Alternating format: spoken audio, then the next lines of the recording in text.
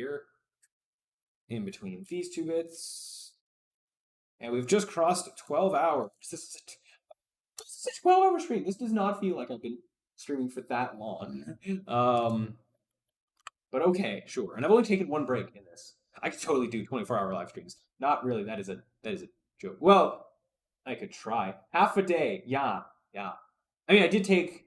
Okay, there was like 5 minutes I think at the beginning where I wasn't streaming, and then like when I had like starting soon, and then I took a break in the middle. I don't even know if it was the middle. I don't know at what point I took a break. And I don't know how long that was, but yeah. Heck yee. Yep. Okay, so now I need to actually call this something different. Otherwise, it's going to throw a hissy fit at me. Editor window testing. So in theory, this should work. If it doesn't, then my theory was wrong about that the other bit of that code was not important. Maybe once every, I can't read apparently. Maybe just once in a while, but doing constant 24-hour live streams, like, nah, I would die. Yeah, no, that would be for like, charity type things where I do really long streams. Is this gonna work? Oh. I'm concerned in that not opening. Let me close that. Oh, okay. Oh, wait, was I clicking the wrong one? No, opening, Editor Madness does this. Opening, window testing is open. Okay, something's going wrong where it's like overriding itself with something else. Because I'm an idiot and I just copied the wrong code in.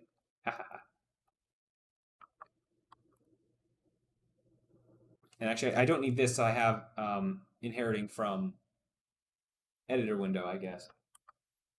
Ooh, or okay.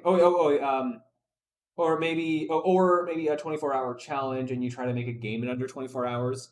If I did that and I'm streaming and like awake for the whole 24 hours, that would be something. I have done.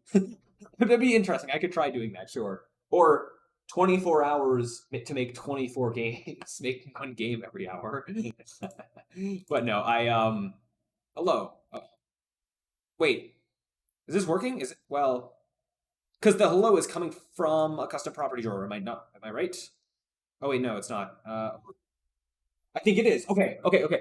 Oh Lord. Yeah, that would just be great. But I could definitely do like I don't know.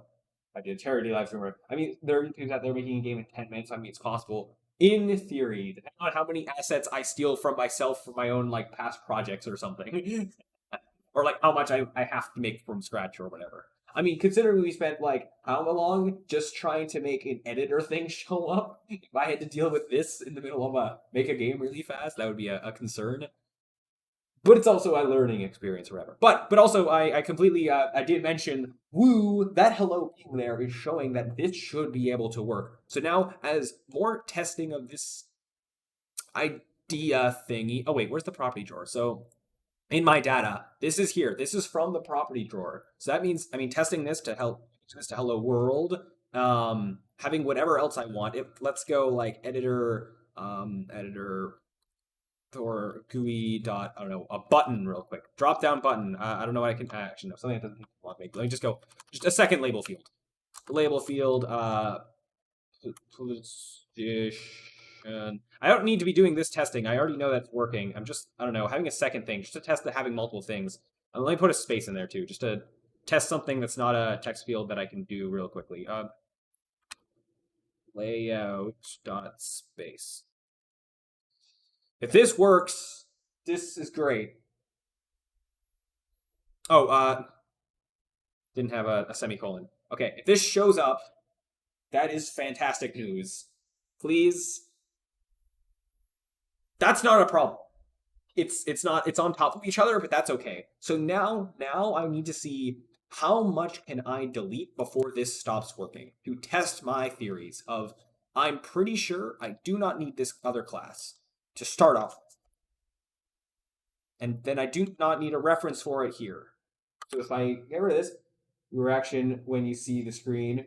Yeah, no, I'm going to be way more like when it's actually working in the other place. Like, I think it's close, but I'm not completely certain yet of it actually working. Okay, see, I was right. I was partially right about that. I did not need that editor part. So again, now I just keep reducing until I see like the minimum amount of code that I need to have this work. And then try having both of these be in the actual same class, like in the same code file. And this was okay, so this was public as well. So then I can now learn from this and see like what parts do I need for this to actually work, and then do that. So okay, this is still working. Let me double check by like closing this and like reopening it, and it's still there.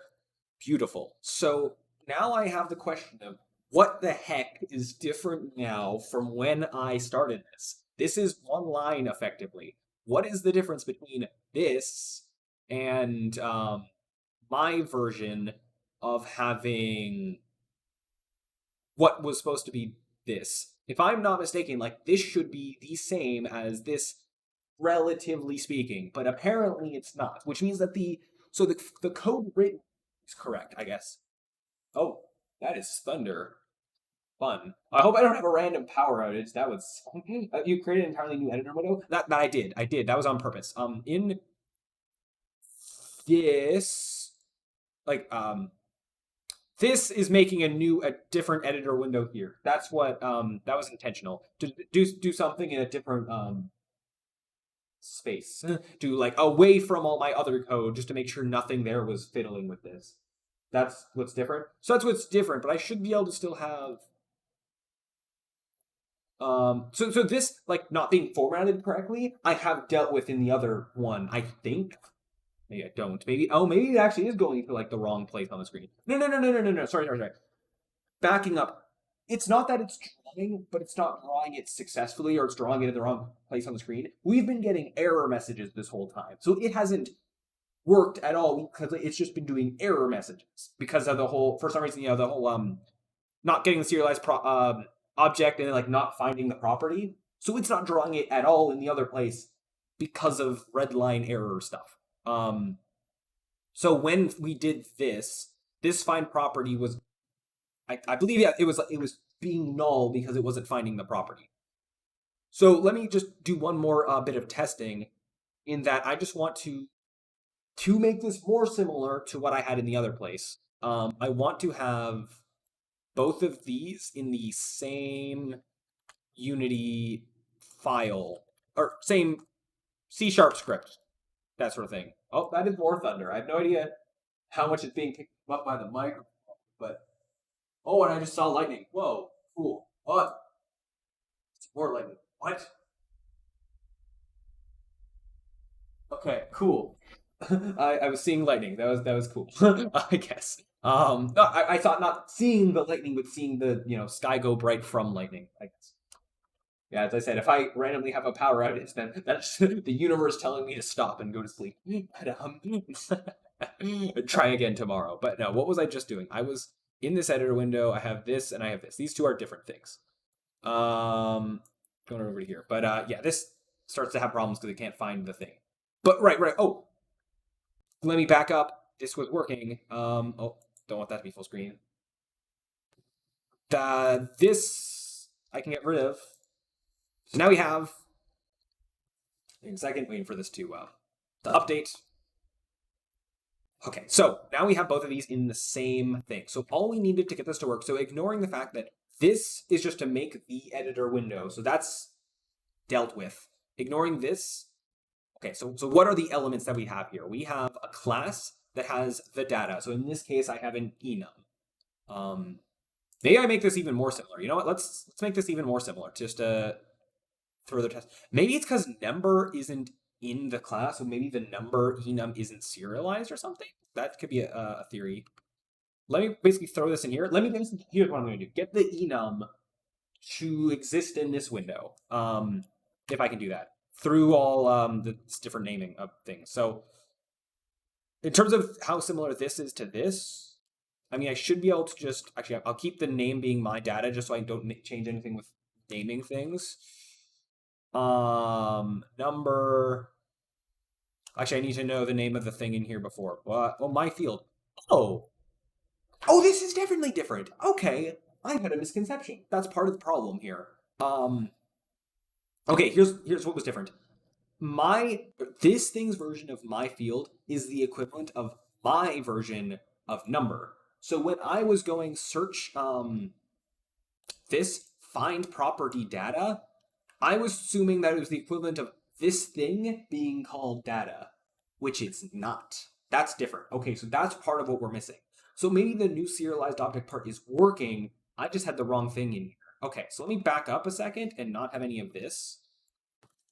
What part of this is called data in terms of what I'm looking for? Okay, so that might be all I need to fix here. So, or I'm not seeing this though. I see that there's like this is called my data. Oh, up here. Okay, it's up here. Oh, oh, it's the name of the thing. It's number guess. I tried that before. Is it this? Wrong place. Wrong place. Hold on one second. I thought I tried this before, but maybe I didn't, or something was slightly different. Let's try this. If this works, this will now start working in the editor madness window over. Oh no, still errors. Oh, I was so ready to be like, yeah, it's working, but no, not yet. Oh no, what did I do? I want that to be there. Okay, so you're still not okay. You're still not finding it.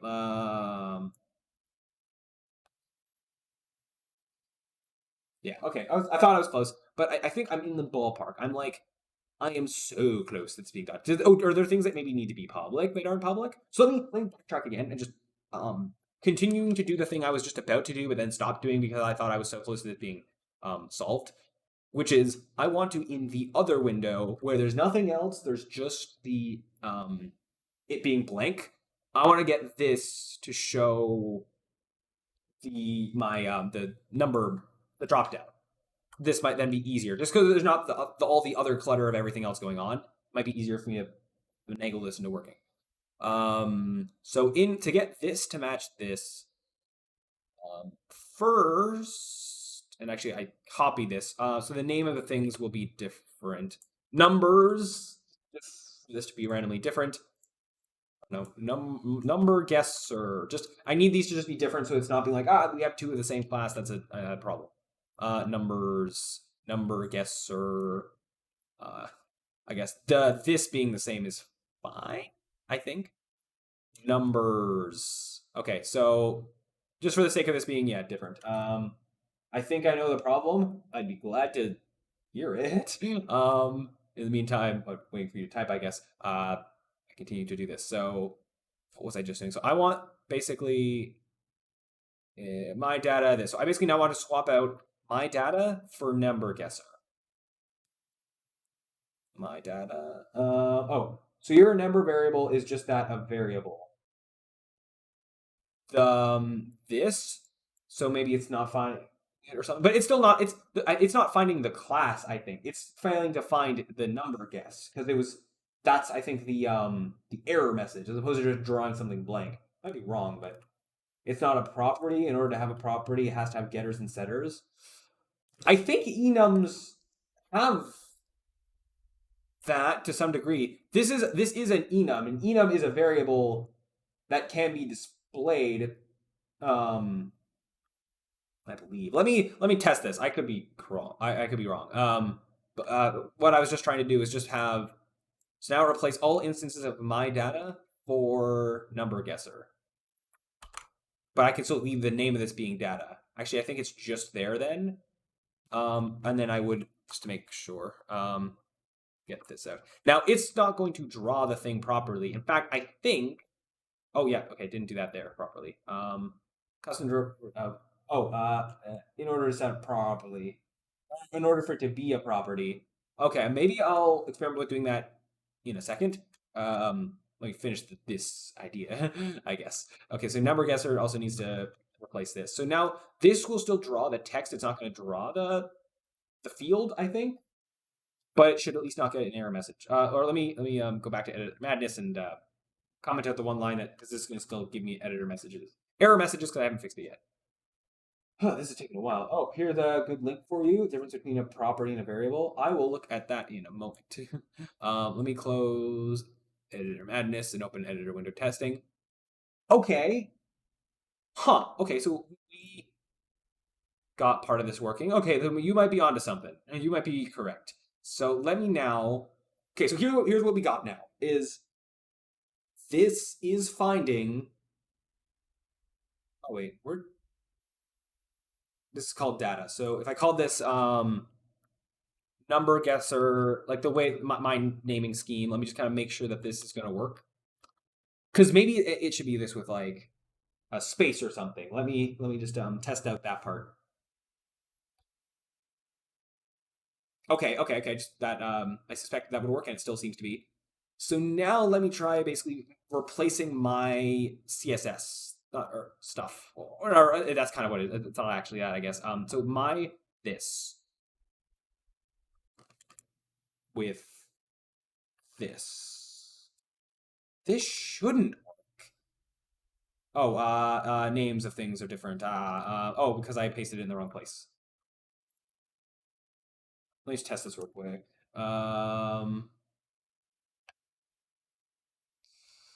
What's wrong? Or like, why is that thing? Why are things different? Editor. Wait. This doesn't have a reference for. Wait, why did it? Wait, why does it here, but it doesn't here? These. Oh, I didn't copy the whole thing. I meant to copy all of this, I guess, and paste that in all of this. Let's see what that does. What is the property you're trying to get? Num get. Oh my god! It's, it's working. Oh my god! Do you see that? It's there. Oh my god! Oh my! But why? There, I don't know how this is any different than in the other place. Look at that. It's drop down. All right, fantastic. That took way too long. Oh, okay. This isn't actually saving because as soon as I change it, it's like resetting it and going back to the other number. But I don't care. Oh my gosh. Okay. So this is like half the problem solved. So know that this code can work, which I suspected from before. So the question now is, and then I can change. I can also go and be changing the formatting of it later. So now the question is, what the heck is the difference between this and the other one? I guess now I have to just kind of compare. I think there's a way I can be seeing the two things side by side. Doing this. Yeah, this is cool. Okay, so this is the. Actually, I'd prefer, I think, swap those. So this is the code that I want to have be correct, and this is the other code. I could. And I'll leave like this here because this is kind of like where my face is. I'll be blocking it. Okay, so now I am blocking like some code. Actually, I'm going to, for now, I'm just going to reduce the text size. I know you probably can't see it as well now, but I just need to be able to see this, and then for now, and then I will rescale it up in a minute. I just need to kind of look at both of these side by side and see like what's different. Okay, so the enum stuff, I copied a lot of this. So this, I mean, other than the numbers here are different. I called this number instead of numbers just because I needed otherwise like multiple of these existing, like having two classes with the same name. It doesn't like that, so I just changed the names of these, even though it does the same thing. Let me just kind of. Oh, what's number guess is that? Okay, yeah, that's just because it's a local variable. That's fine. So I have these in reverse order. That shouldn't affect anything. But let me not take any chances and just, I don't know, experiment. Maybe the custom drawer has to be after this in here. Probably not. That shouldn't be the case because usually in C#, like the order of the classes doesn't matter, doesn't change anything. In some programming languages, it does. But at this point, like considering I'm at the point where like, yeah, like I don't know what could be not working, but something isn't working. I will try anything that might make this work. Let me open up this as well because this should be here. I'm blocking the other side with my face, but that's okay for right now. Let me go back to this. This is showing nothing still. So ideally, we want to get this to have the same drop down as over here. Okay, so This. So as I was thinking, it's something doing here, but this is just one. It's just one line. No, okay, not just one line. I have so public number guesser. Is that the same? Public number guess. Yes. So I have that, and then in on GUI.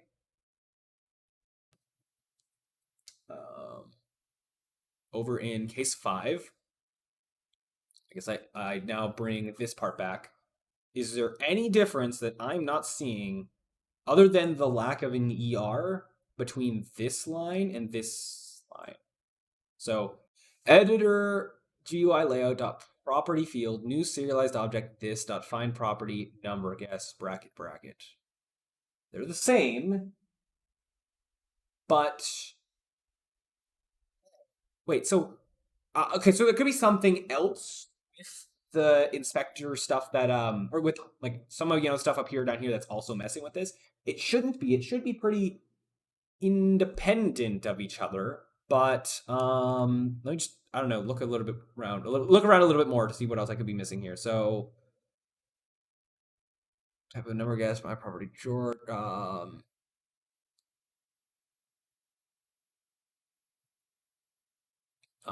I'm not seeing what's different. All of this I copied and pasted. So what if I have a theory of one thing to try is to slowly basically turn this into referencing the things on this side, just so I can more so isolate what's exactly the problem. So if I change this public number guess and then have this find number guess, now theoretically this is now addressing this side, the this, which is then in turn referencing this. Let's just see what that does to the right side editor window. This might error and go away now, or no, this is still here. Weird. Okay. Huh. Meanwhile, this side is still having errors. Okay. So you can. Oh, sorry. You can't see it behind my head, but this side, the editor window is still showing that drop-down list, even though it's now no longer referencing this stuff. Which means that in theory, I can delete all of this code, and the editor window, my editor window should still work. Which, if it is, I will be flabbergasted and all kinds of shocked. Why? Okay.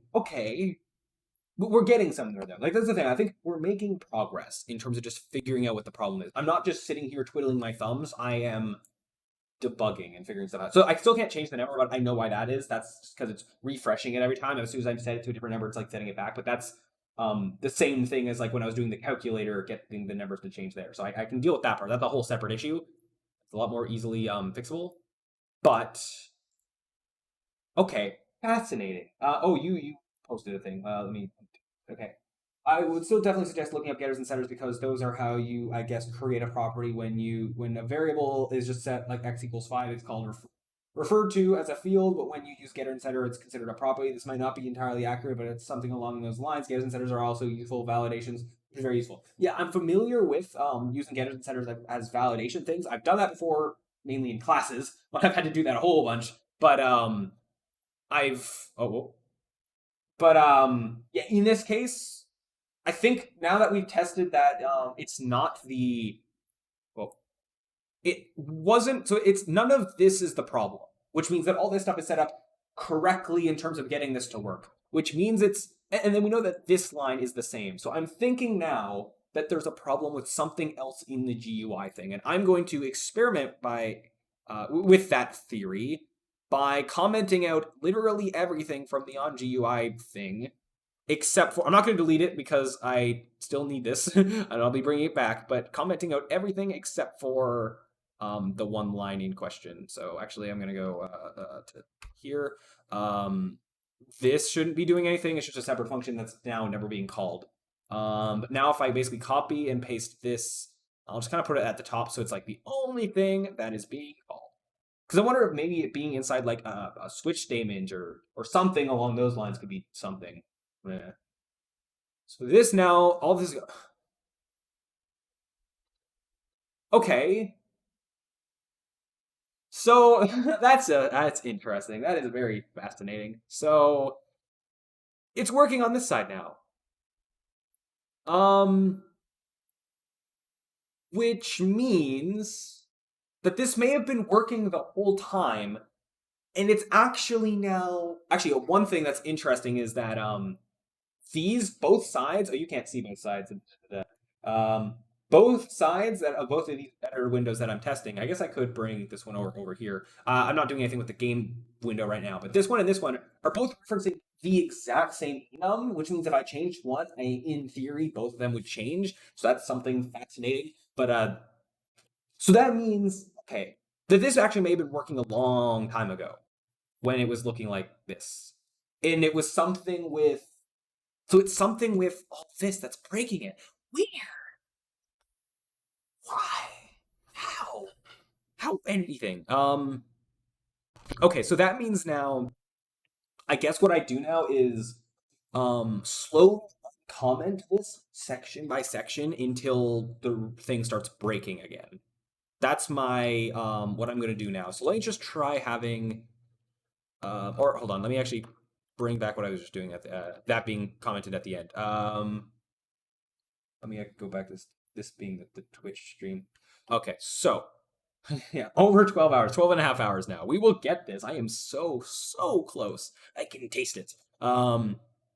Let me try just having the up to the here being drawn. If I do just this, um, that's like the things that are always on the top. So let's do that. So now I go back into this and I cross my fingers. This is either going to still be there or it's going to break. It's still there. Why? What? Okay, I'm so surprised because I don't know what's broken here. So now it's writing this. Is it because it's maybe not on the top?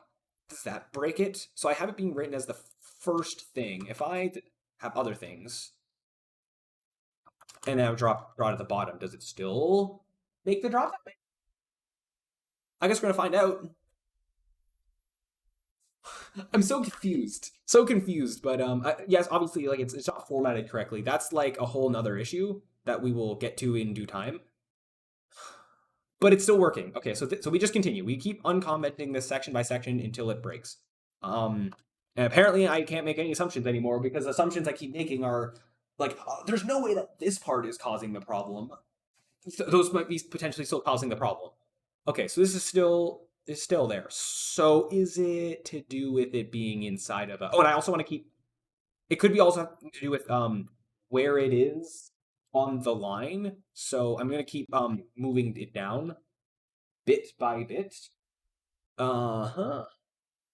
Until this throws an error at me. Okay. Still working. So I guess next theory is it for some reason having oh, there's no way that like it being in a switch statement is breaking it. That would be a very weird thing to have happen, but I guess now here we go into the switch statement. What? Don't tell me that actually let me keep it out there and see if now it's suddenly working. Do not tell me that it's gonna now suddenly start working. Why? Why? Oh, what? Hey. Oh. I'm getting null object things. Wait, oh.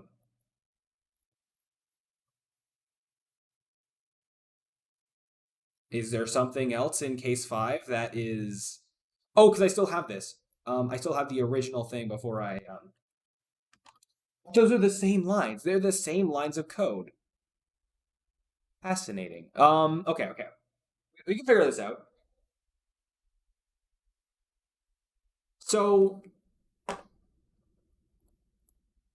why would having this be in a switch statement break it? Let me try, I don't know, putting it in a different number. If I'm just trying random things at this point and slowly figuring out why would it be different in a switch statement? That doesn't make any sense based on my understanding of how switch statements work.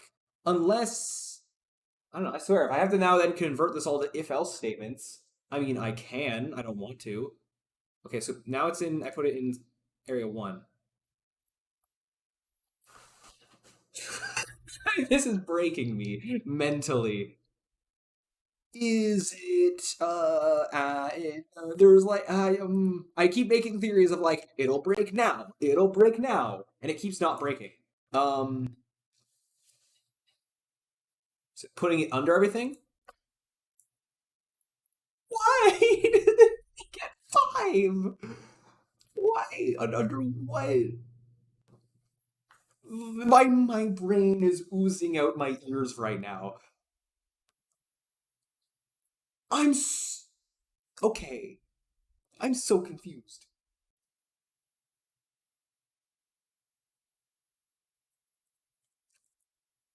I don't. Okay, okay. I mean, I'm not gonna do this for each switch statement. Oh, okay. Well, okay. I think that means does the switch maybe change what this is referring to?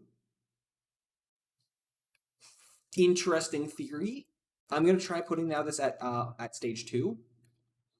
See what that does. But the stage is just an integer that's referring to the level number thing. No, it's working on stage two. Okay, so there must be something I've missed that's like in stage five that specifically that's breaking. If I put it at the beginning of case five with nothing else.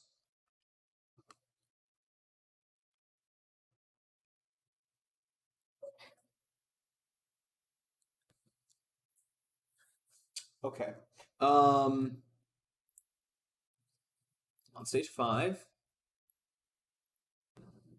Excuse me? Are you are you serious? Hold on. Putting it after that text is what breaks it?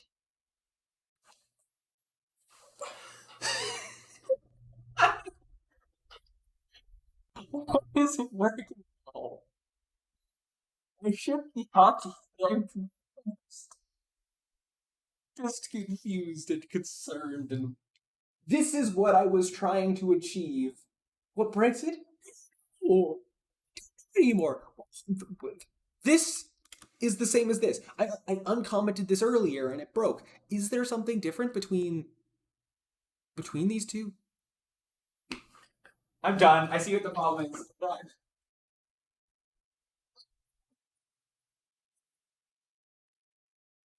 Can't look at those two lines. Do you see a difference? I do. I spent the last few hours not seeing a difference. And now I'm looking at this and I see a difference.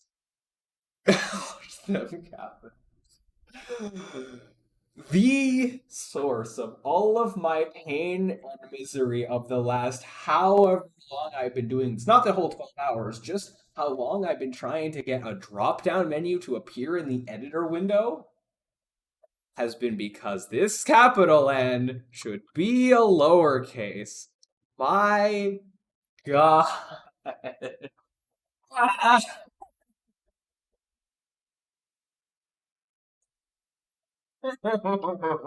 I'm laughing, but I'm in tone. Okay, I don't know how to feel. I just actually now if I do this, it's gonna post it twice, right? Am I correct, or I have to save it? This one and then go over here. Is it gonna show it twice? I think so, or maybe it will. I don't know. It is. I many things that I thought was maybe the problem when I went through so much. Oh my gosh.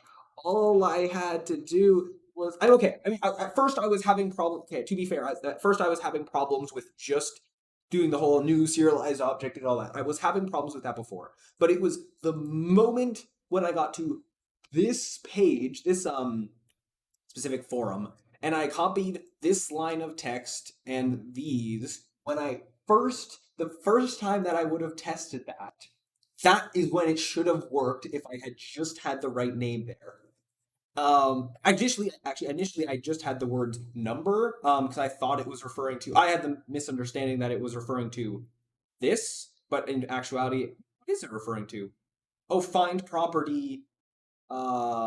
This variable name is what it should have been doing. I mean, technically, we're only working on this certain problem for like the past hour. Yes, but it still hurts me physically and mentally. No, okay, I should be happy. I mean, before when it was initially working on the other side, you saw how happy I was, and okay, it is working now. To be fair, I guess we struggled, and I still like. I said I would persevere, and I did. Still hurts, yeah, yeah, it certainly does. But thanks for the help, Austin. You were pitching a lot of ideas, and we were working through this together to a degree, and I appreciate that help. And we have 4 viewers, so there's one other person here, I guess. Hello, whoever you are. You got to witness firsthand my misery. This is not the first time I've done this, and this will not be the last. But we did it. Again, I did work on the spacing or whatever, but got a drop down menu to exist in an editor window using property drawers. If I wasn't using property drawers, I could have just had like a public enum or whatever. But specifically, woo, yeah, that's how I should feel. I just sad. I'm not actually sad. This is great that we've done this, but I don't have the reaction that I did before. I'm defeated. But because it wasn't just like, oh, I figured the problem with the other thing that was working, but specifically the error was. Remember earlier, I specifically when I did this, having these both side by side, I was like looking like, okay, here's this one, here's this one. They're the same. What's different? I did that. And I did not see that the number was different. I only spotted it when then I had them like on the same line. I was getting so confused too as well. Like it was completely like my understanding of C sharp just unraveling before me as just not being sure if things work, like if switch statements work how I thought they would. I was so confused just with like what if the case is 1 it's not work or it's working, but when the case is 5 it's not. Why is 5 special? It's all right. I was right here with you, pushing my face in to see what the problem was. Well, thanks for the extra set of eyes. All I can do is laugh at myself. Okay, but it's fine. I'm also, I guess, I don't know, proud of myself for not giving up. I did do it. In the end, we did get it working. I was maybe so close to defeat, but I pulled through, and I actually like even we had like problems of me being stupid and not noticing a capital being a lowercase. We did do it. We did accomplish the task. The task that was getting a drop down to appear here using property drawers. Um, so we did do that. So I can be happy. We're like, yeah, woo, because we did do that. Now let me clean this up and I don't know how much time I wanted to delete that. I don't know how much time I should be continuing to do this, but I'll at least get the rest of this done. I think all of these are still there. Yep, how they should be. Woo! Yeah, that is yes. That's how I feel internally now. Now I'm starting to get more happy. I'm like, yeah, we actually did it. I'm getting over my defeat and being happy again. Okay, so now first thing I want to do is I don't need the CSS of it to be, I don't know if that's a proper term here. It's kind of like CSS of a website, but the GUI stuff, I don't need it to be great. I just need it to be a little bit better than what we have now. So now is the point where first of all, let's get this back to being like one window. Let me scroll in more. I think I had like 150 around there as like the zoom, maybe something like that. That works. The amount of zoom. I don't know how viewable it is. I mean, I can go even more, but there's a point where it gets to be really big. I don't know, something like that. Uh, okay, so there's definitely like I copy this from website stuff where like from my googling, not knowing what this did, just knew that this did formatting stuff. So one, I have some names that changed, and like now I can play around with it. I can now play around with how I can customize this thing. Okay, actually, I'm gonna go just a little more. Where it was. I look back, I just keep seeing the woohoo, yeah, and like, yeah. Oh, fantastic. Okay, I'm now, yeah, continuing this. So, case 5. find property number guess. So the one thing as well that we oh shoot. Oh no, this might have more problems. So the one thing that we need to do, I forgot about, is that I need to be able to actually change the number. Fixing bugs is the best feeling ever. It can be. It depends on the bug, as you just see. I have had times, like specifically when it started working, as you saw, when it started working in the other window, it was an amazing feeling of success. Yeah, especially when you went through the hair pull like you just did. Yeah. When I got it to work in the other window, that was like, yeah, it's working. But this, because the problem was specifically my incompetence, it hurt. But no, yeah, we did solve it, so yeah. And yes, fixing bugs can be a good feeling of like, got it working. Yeah, and hopefully, I don't know if this was or one thing that I don't know, maybe been I don't know what word I'm trying to say in terms of learning experiences or whatever. I don't know, being able to see my process as a somewhat experienced programmer. That was like my process of how I was going through debugging it, I guess.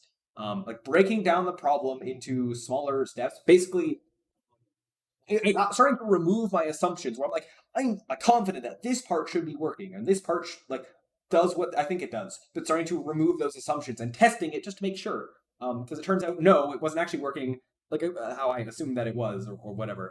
But breaking the problem, being like, okay, here's all these potential things that could be the problem. Let's like isolate it, and that's part of why I like this helped towards finding what the solution was, where I made a whole new editor window, removed everything else, like basically from the other editor window that could be a problem, and edit in this like isolated scenario, like get to work just like this, and then slowly like expand off of that. So I don't know if that yeah helpful or useful or whatever. I mean, I did find like I got the little bit of like of hope, I guess, in terms of doing this. Where at first I was like going through this and doing all this googling. I'm like, I don't even know if this is possible what I'm trying to do because it's so weird. Like I saw such an unorthodox thing of what someone might be trying to do in Unity and custom editor stuff. But then I found this article and seeing this was the first like glimmer of hope of like this is what I'm trying to do in a nutshell. Of just get this custom stuff through the property drawers through this wherever it is this in any sense to just appear there on in an editor window, not an editor but an editor window, and because that mattered in terms of it not being attached to like the scene or an object in the hierarchy in any way, which was why we were running into problems with like serialized objects and all that. But how did you make the drop down over here? So okay, where was it? So by having an enum, so a lot of this was a little bit redundant. Now I could have probably achieved this without the use of a property drawer, but I specifically, as I said before, because it's a school project thing, I'm just trying to find any excuse to use a property drawer. This was my idea for doing that. And then in my case, it happened to be used for a oh, did you use the pop up? I didn't end up using that. It was a good idea, but I just ended I didn't end up having to use it for like for the what I got. So basically, it was this enum. When in Unity, or yeah, in Unity, if I just had a like, so if I just went like here, let me just show this by explaining because I can do this in like 2 seconds because I've done this specific thing dozens of time. Test, and if I go back to the hierarchy and I make an object in a second. Wait for the script to do and then wait for it to open. I can make a drop down be a public game object, no problem. Oh yeah, there's a reference. You reference an enum, it shows up like a list. Yes, that's basically what it is. So but I'm still just going to continue doing this anyway because I want to real quick. Test. Oh, levels. Wait. Oh no! Oh, this is my sorry. For a second, I thought something else was breaking with the numbers here. This was when I was demonstrating the idea of the numbers. I can get rid of that. I don't actually need that to be there. This and open up this. Also, just remembering, I'm doing this as well just to make sure that I remember how to do it. I'm like pretty sure, but I just want to see that I'm actually correct. That I know what I'm talking about. Enum. Did E? Did that just turn a color? Oh, never mind. Like I misspelled it, but like is that some keyword that I don't know about? But test numbers. One, two. Oh wait, I can't actually have numbers as the names. Okay, I don't care about the names of these things. I just need data to fill my enum. Okay, and then I go in here. I believe I do something just like public test numbers. Call it something, and then I go in here, and this should maybe work, and just I maybe should see it. What in the world am I seeing right now? Oh, you can make an enum. You can make an enum class. What in the world am I seeing right now? Over blam. Oh wait, not yet. Why don't you like this? Uh, what do I have wrong? This should match. I'm basically just making this. All I was intending to do is basically make something that looks exactly like this. Public enum. Oh, public class. Oh, it should be class. Oops. Um, didn't mean to have that there.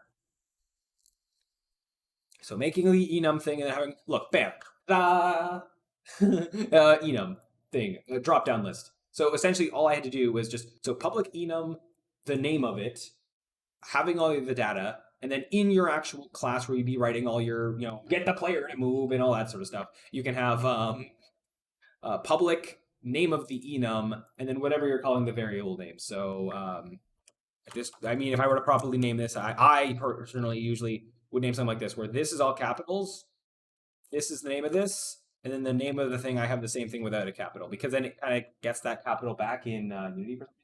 Maybe I'm not educated on something here. With what I think there's a follow up to that sentence, maybe. But then bam, enum here. Maybe there could be easier way of doing this stuff, but like, well, actually, this seems pretty easy in terms of wasn't that many lines. But yeah, then you have a thing, and then you can test that value in like, let's say, start by going like test, or like if test numbers equals and apparently I am on what with enums. I mean, yeah, they're not something that people use that often. Oh, turns out classes and enums are value types. But there's two types of value types. I did not know this. There's two types of value types. I don't know what that means, but sure. I mean, I guess that makes sense. In terms of like your standard data types like floats, strings, integers, all that stuff, and then your types like getting references, to object. Oh yeah, values and reference, values and then reference. Okay, I guess that makes sense. Yeah, I think enum. Oh well, there's two types. C sharp types. Oh yeah, so I guess it's different in different programming languages. I can see that being the case. Um, yeah, so like your data types like floats, bools, strings, all that, and then I think your data types like object references and reference to the transform and rigid bodies and references to other code things and other classes. Like technically, those are all classes, sort of like just pre-built classes are not. So I think I guess those are two different types of classes, or sorry, two different types of value types or whatever. So I think enum falls into like the same kind of bubble as a float and int or whatever. Or but then it's just like a list. Those courses I watched yesterday sure left some stuff out. Well, I'm here to explain. I guess I don't mind. Yeah, hopefully I'm being helpful or whatever. I guess. Okay, but yeah. So then this can be you can test the value by going if test numbers equals test number dot one of the values. If these were actual things, so I can test like basically how we put in the second thing in the drop down list.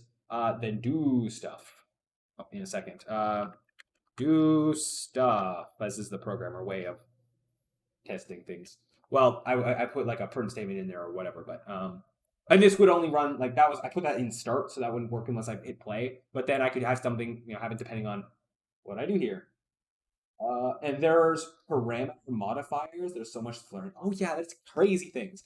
And you can make like your own data types, which is weird. I mean, you kind of actually, I guess you kind of do that when you make a new class, but you can do a lot of weird, crazy stuff. In terms of like data types and having all this custom stuff. A lot of which you don't really, I guess, when you're making a game, you don't, I guess, get that deep into that stuff most of the time.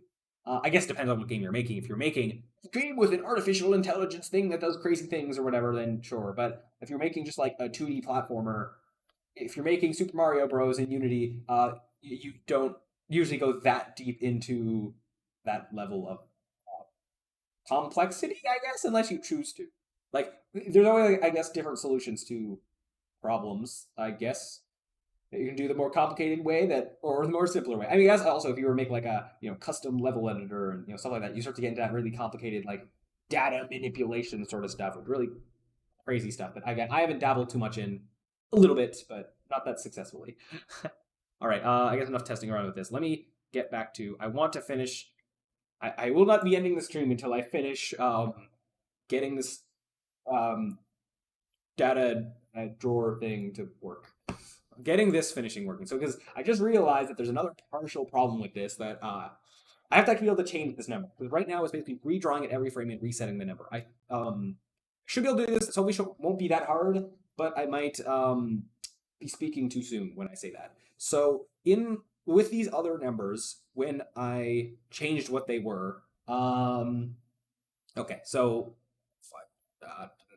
so level 5, these are the things with here. So I have this string number. It's a string, but we're pretending all the enum values are strings. They have the words of the numbers for now. That's okay. Hopefully. So when I say number, it's going to be the numbers 1 to 10, but represented as strings. So when I changed data before that I wanted to stay being the same, like as with the calculator numbers, actually bring that up. Over here, this, when I want to change these numbers, they actually stay. Initially, anytime you change something, it would go back to, in this case, -1. It's like a default value. So getting that number to persist with the calculator thing, that's kind of what I think I'm going to use as somewhat of an example. I was able to go, that number equals the then making the field. I don't know to what degree that's going to work here, but we're about to find out, hopefully. So going down to case 5. Okay. Oh, in your game dev class, have you guys been taught how to program for like performance and stuff and how different code affects performance differently? Because that's one thing that really confuses me. Okay, so I'm doing like a major in or an honor specialization in computer science that has nothing to do with game development. That's just programming, and then a minor in game development. So I have like I'm not doing like a dedicated game design thing. I'm just doing it kind of on the side because I enjoy doing it as a hobby. Most of my game development stuff has been self-taught. As I said, doing this for a class. I'm really ahead of where we're supposed to be. So we might be like in this class actually learning Unity things and then doing assignment stuff on it. I'm doing the second assignment in the class and it's still the first week of school. And this won't be due for a long time. So, but yeah. In fact, and then beyond that, to reiterate, I guess, I am going above and be. I'm not only doing this project early, I'm doing more than what the project probably asks for to be able to get 100% on this project. Dang. Oh no, but I can go back. I can back up. I have learned general performance stuff. Like if you're looking at programming in general that has nothing to do with Unity, I have learned some like performance related tricks with that. I have had to design algorithms with the intent of them being really good on performance, and then actually calculate the time complexity of those algorithms, and then calculating them somewhat manually or just through reasoning. And are you familiar with time complexity at all? Yeah, even just in general. Here's one thing I learned that's just a neat little thing that you wouldn't think of to do, but I guess if you're trying to make things as absolute fast as possible, let me just go to a random place where I can just type. Let's pretend that you're just trying to let me just pretend void update just so I can be writing in a function. Nope, I have no idea what time complexity is. I'm just about to look it up. It's in simple terms because Google might be confusing and weird how to explain this. It is just a measurement of how long it takes code to run, but you don't measure it in like it takes 5 milliseconds for this code to run. It's like a general thing because different computers running at different speeds, different blah blah blah blah blah. So you just look in general. This program runs like twice as fast as this program. This program runs twice as fast, 10 times faster than this program. So it's all kind of general and kind of relative, sort of. If you're familiar with function, well, you should hopefully be familiar with functions like linear functions, quadratic functions, x squared, x to the power of 3, that whole sort of stuff. Generally, with time complexity, you measure a program like that of saying like it would take, based on how much input there is to the program, it would take like a linear amount of time to run. So the more input there is, it takes that same kind of amount of time to run. Imagine, as an example, if you had a simple for loop where for each item in your list of input, you run the for loop one time. That would have time complexity of n, n or x or whatever of that input. N for input, I guess they use n for that. But if it was for each thing in input, you had a nested for loop, so a for loop within a for loop, then that's like n squared because you're like because for each time you add a new thing to the input, so that's more that the code has to do. It's like yeah, n to the power of 2 for how long it will take to run. Yeah, that may not have been a great explanation, but just in general, yeah, it's just like a notation for this code runs really fast, this code runs okay, this code runs so slow it would take like the entire length of the universe for this code to actually complete. That's how slow it is. Um, so yeah, that's kind of how that is. You can express those functions in terms of like log n, like the logarithm of the input times n squared, blah blah blah. But that just gets really complicated. Most algorithm things will be expressed in terms of being linear or a constant speed, where if like no matter how large the input is, it doesn't change like how long the code takes to run for the most part. So if like the input was like a list of like a million objects into as the input of your program, but all the program does is just return the number 0 regardless of the input, then it has like a constant amount of time that it takes to run because the input is doesn't matter. Um, where the reverse of that is like if you had a million strings as the input of your program, the program went through each one and reversed it, and that's what your program did. That would have linear or n um, the time complexity because it each time you add a new input, then it's like doing it'd be going through like a for loop if you imagine like one more time. So like every time you add a new, in terms of how large the input is, it would be going through your code like one more time, another one more time, another one more time as you do that. Okay, I think I get the gist of it. Yeah, I don't know. I explained that way more in depth than maybe I needed to, but this is something that I'm doing in school, so me explaining it that's also making me understand it myself, and then I guess yeah.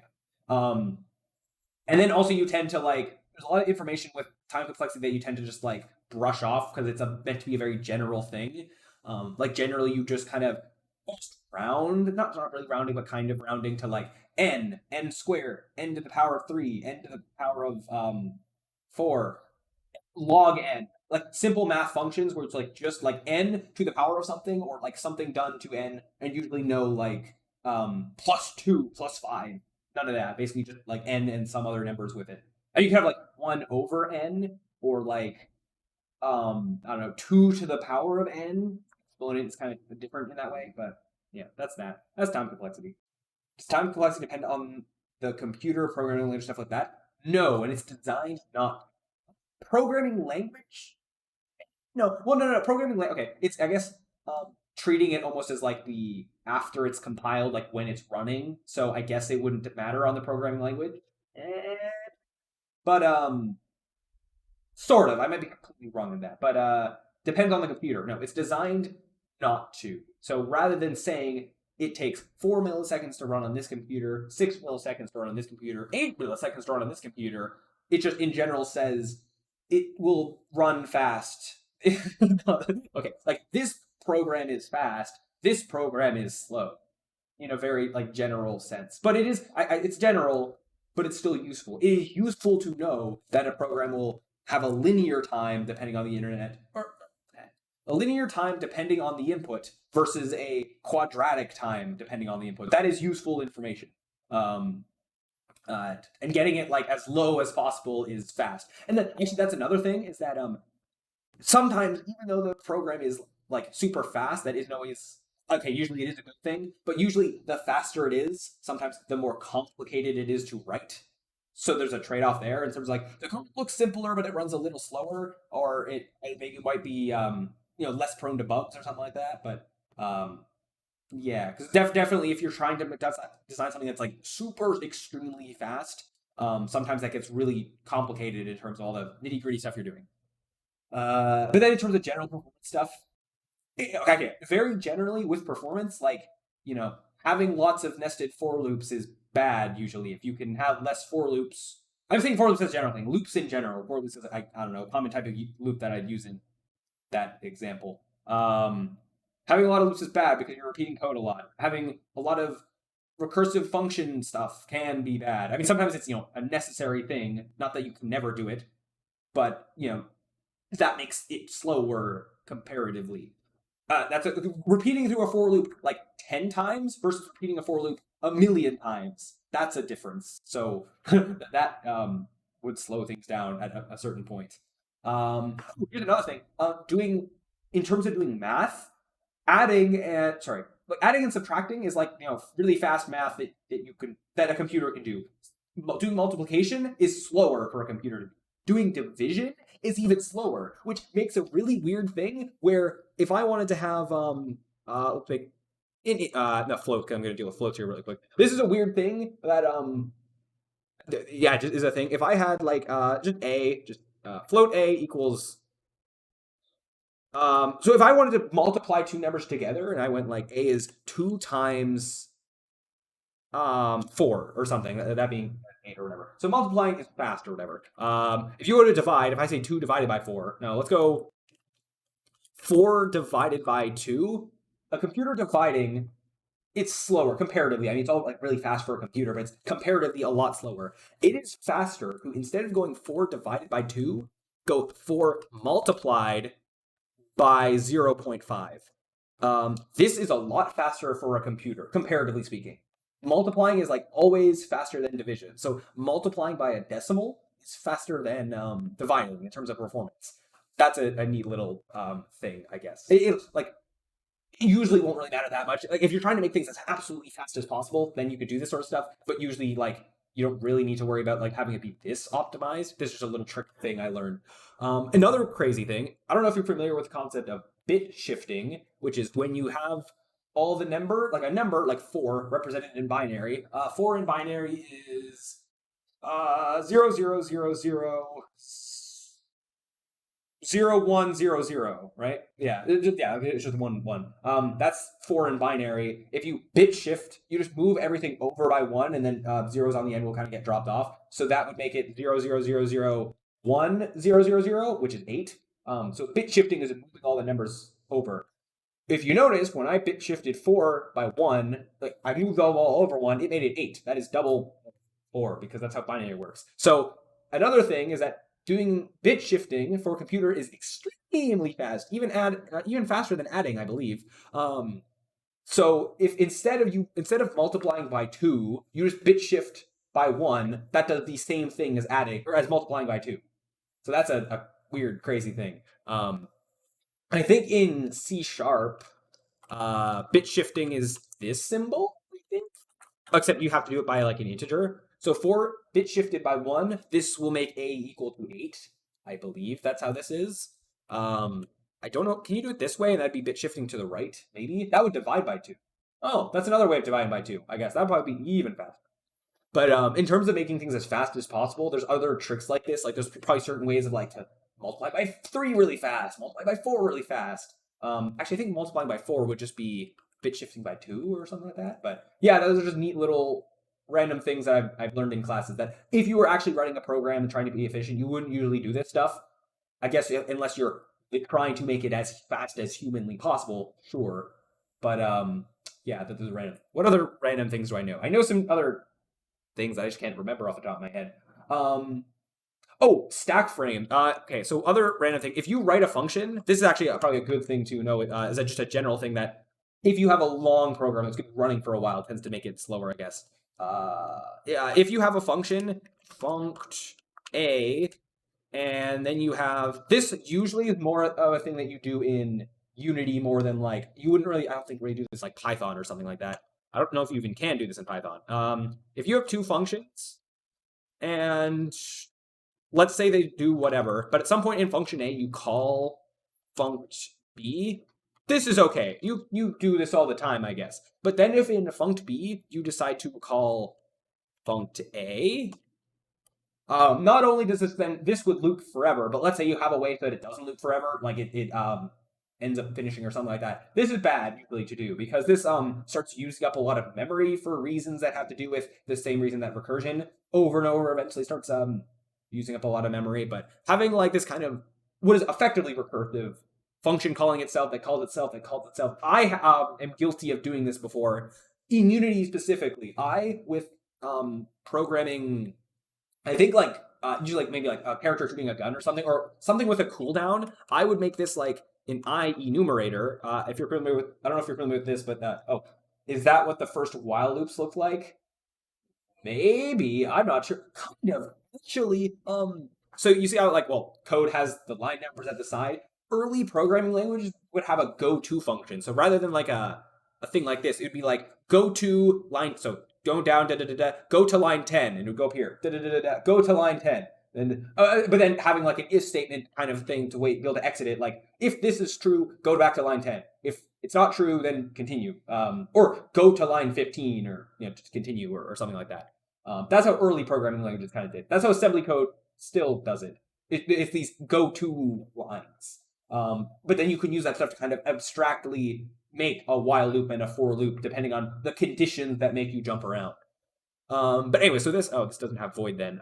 In IE numerator, I don't know if I'm okay. This has to have yield null. That's just a line that you have to have in there if you're not or to for yield return null, something like that. Yeah. So in enumerator is the way in Unity to be able to have a delay, like have the code wait 5 seconds and then load the next level or whatever. I'm guilty of like I'll have well, okay, you can have a yield return new wait for seconds, wait 5 seconds and then do something. Where I will be like basically if I'm having a character shoot a gun or an enemy shoot a gun, be like, enemy shoot gun, and then have that happen. Then like disable ability for enemy to shoot gun, and then call function B, and then or like do something that would then or maybe having a shoot function, have like this be shoot and this being like wait to shoot. So actually I guess I'd have like would do something like this. I've done this like a lot in the past. That's why I remember the way that I usually do this thing, because this would be my go-to if I need something to like wait, do something, wait, do something. I would do like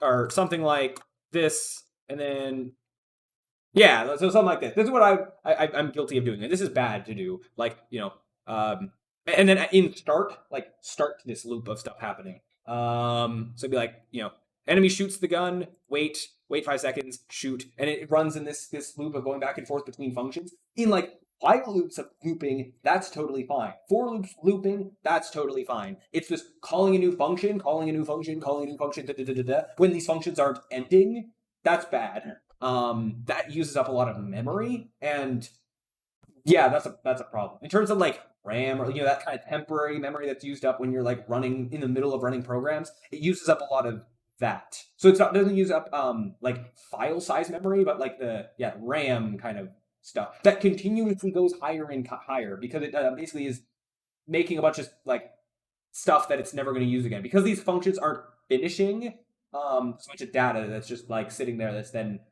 taking up space that's never going to be accessed again. So I showed this example. Don't do this ever. Well, and you can. It's fine. But like it's really bad on performance.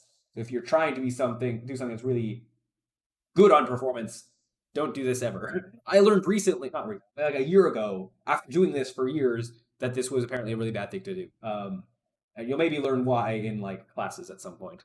What other random little tidbits of knowledge do I have? I know that just in terms of algorithms that have been studied to death, sorting algorithm. You have a list of like numbers and you want to sort them from like lowest to highest, and then that include like negative numbers or maybe decimal numbers or whatever, repeating numbers.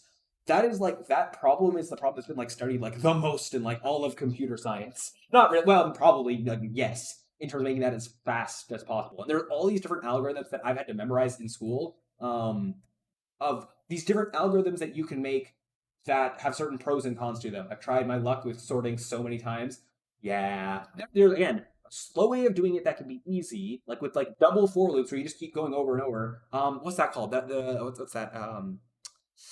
I forget the name. Okay, I forget the name of what that algorithm is called, but it has a name. And a funny thing is, so when you look at the time complexity of those things, when I say time complexity, you look at like the average case of like the average time I run this program, how long does it take? You can look at like the best case scenario where like, oh, the list is already sorted, and I put the list in and it like sorts it immediately because it's already sorted.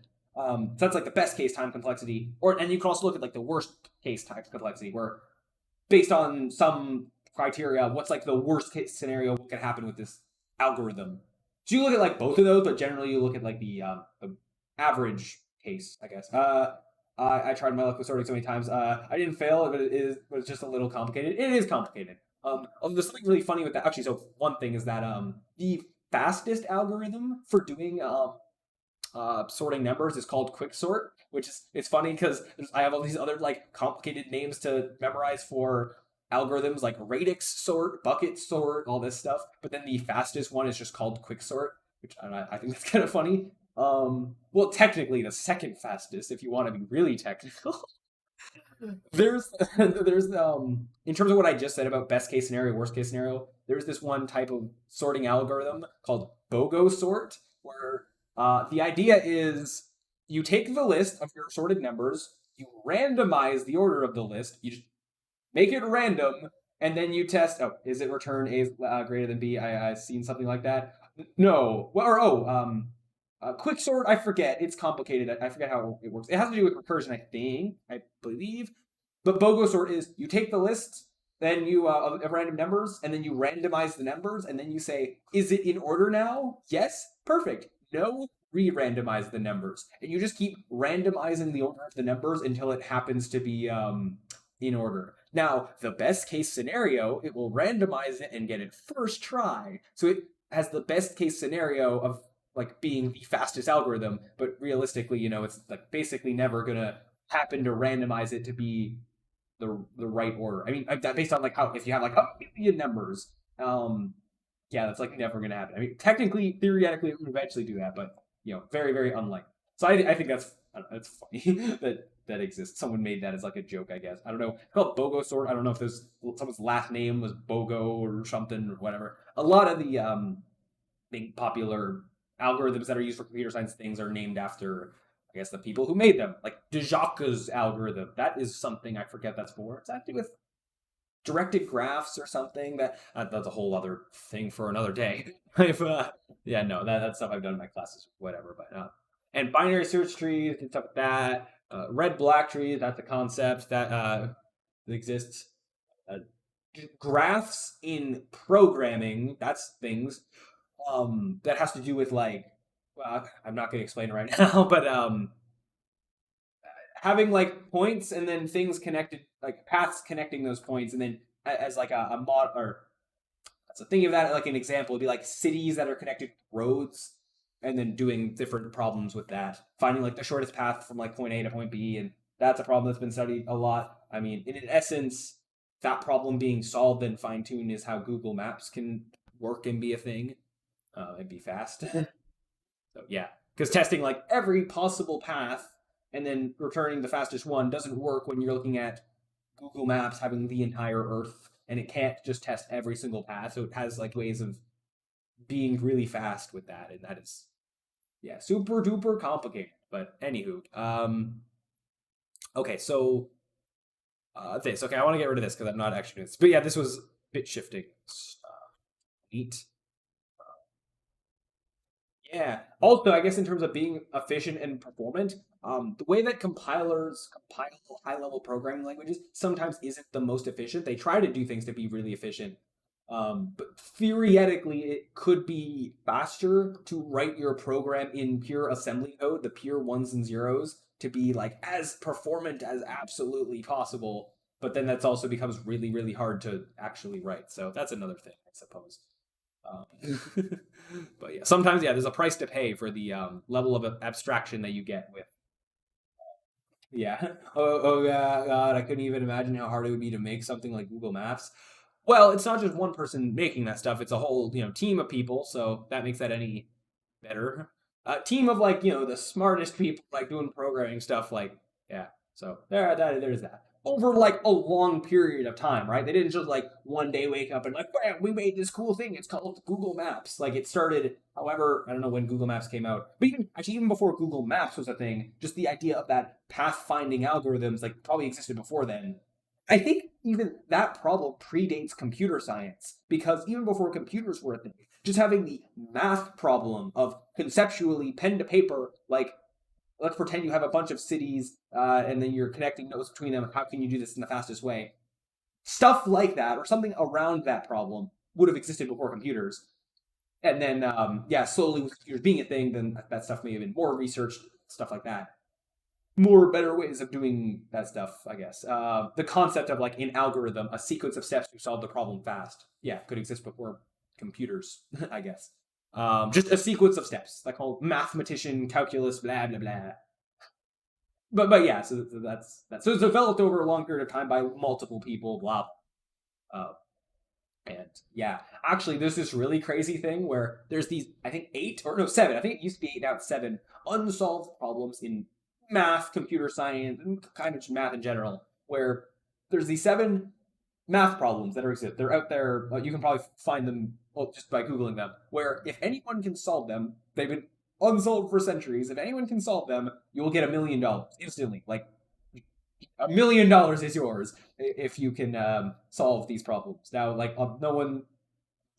So do one of two things, either or one of two things: either solve it or prove that it can never be solved. Somehow prove that it like has no solution, or at least just making actual progress like toward the solution that can warrant you money to some degree. That's the thing. And I know it was a thing that recently, or I think in the last decade, one of them was actually solved. So I think it used to be eight and now it's seven, where one of them, somebody actually solved it and then like got a lot of money. Actually, I think they turned down the money or something like that, which is a noble thing to do, I guess. But yeah, so that's a neat thing. I think that happened.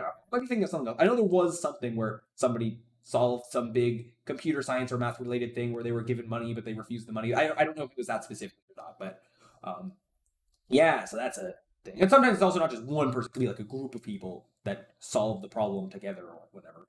Um, but yeah, that thing. I've looked at some of them. I've learned about some of them in school, like the Riemann hypothesis, the halting problem, and the NP or P/NP completeness problem. Those are three that I'm familiar with, kind of.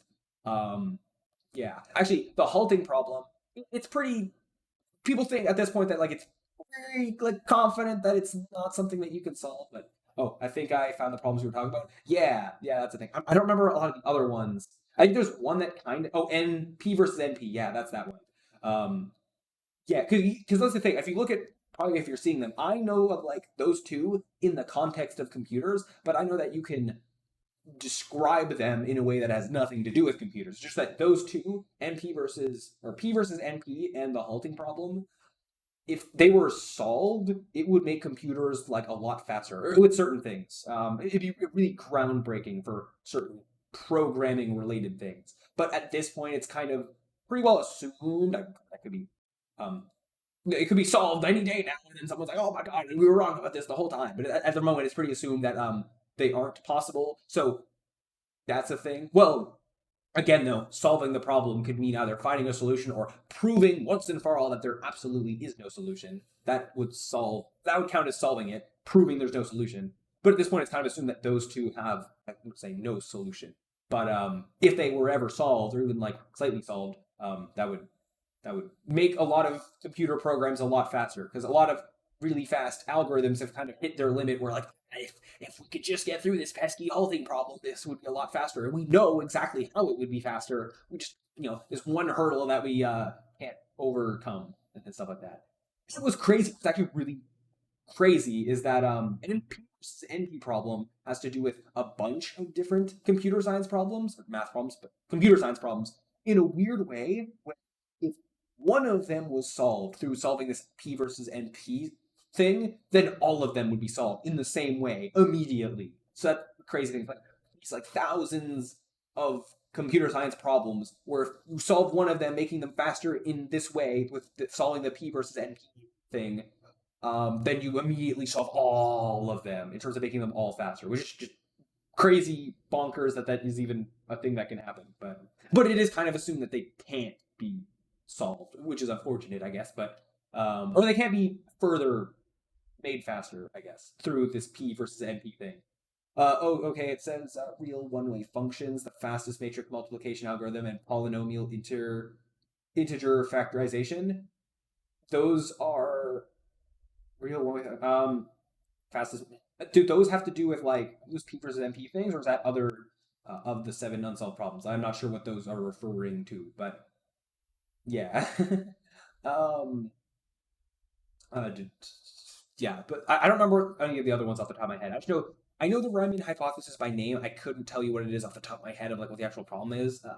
I like looked it up. I've seen YouTube videos on it before, but I just know that one is one of the most popular ones in terms of I guess what people know of the seven, the Riemann hypothesis. I forget the one that was solved. I forget what that one was. I think there's one on there that has to do with like fluid dynamic stuff or like aerodynamic type things or something like that. But it's what the site says are some of the biggest unsolved ones. Well, I know that there's big unsolved math and computer science problems, but then there's also the seven unsolved problems that like are in their own special category thing. Let me also just I have a lamp here that I have a slightly better lighting. I think it's like I can't even see it in the OBS thing when I have it on full brightness. Oh well. What was I just doing? So seven. I think it's seven. It might be. Oh, maybe it was seven and now it's six. I might have the number wrong. Oh, seven Millennium Problems there. This. Yeah, these are them. So one, two, three, four, five, six, seven. Yeah, I believe it used to be eight as of like a decade or so ago. So I'm familiar with. I know the hypothesis, the Riemann hypothesis by name. I know that I've learned this in school and looked into it a little bit. Yeah, you found it. I found it as well. It's Millennium Problems, I guess. Well, you already did. Yeah, I have it on screen right now. um, where is? Oh, the halting problem might have a different name. Structure. I'm looking at like just the first few sentences of this and see if I can see one of these. Is it this one? Okay, maybe I thought the halting problem was on here. I was pretty sure that was. Or P versus NP actually might be the halting problem. No, maybe the halting problem. I know there is a thing that is widely yeah, called the halting problem.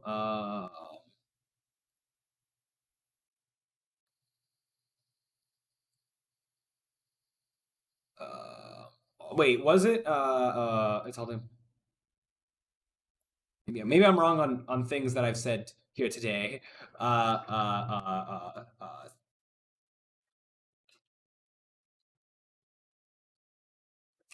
uh, some of like the things where was this one of the wait no way that this is one of the ones that was solved. I'm might be wrong in some things I said. uh,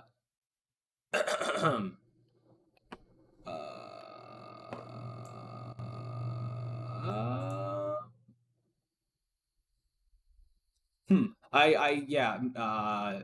This is stuff explaining like what it is. I'm just seeing if it goes by a different name. Generalization. Yeah. Maybe it was solved. Maybe it was solved as being unsolvable. That may be a thing with this. I could be wrong. Okay. Maybe it is. So, oops. Should that open AI thing knows how to code now, so give it like a year or two, and it'll probably solve the problem. Yeah, just throw all the problems on AI, they'll solve all these math problems. Might be impossible. It's theoretically a thing. Imagine that if they like an AI solved one of these problems. Would that mean that like the guy who made it, like, team, would like get the $1 million or whatever? Or would it be given to the AI somehow? No, that, I don't know. That depends on how lifelike and actually alive it is, or something, or whatever. But again, not really at that point yet in sci-fi. But no. Okay, so maybe the halting problem isn't on here. I thought it was, but I think it has to do with the P versus NP problem or something like that. But anywho, but yeah, I guess the ones I'm familiar with on here. Riemann hypothesis, basically by name, I forget what it is off the top of my head, but P versus NP is something that kind of has to do with computer science that I'm studying. The owner's Elon Musk. Oh, he don't need no $1 million. Just because he owns the company doesn't mean he made it. You can give it to me. Yeah, I mean, yeah, like that is a thing though. A lot of like with those big companies, Apple, like SpaceX, NASA, a lot of that stuff. You have the big head directors that yes, sure, they're involved in the projects and like they fund it and they're the face behind the company. But there's all the engineers and all like the programmers behind actually making it. They deserve recognition, perhaps. Yeah, I don't know. Yeah. I don't know, whatever. But yeah, they exist. Maybe they should get some of that million or all of it or something. I don't know. Well, yeah, I don't know. But okay, what was I doing here?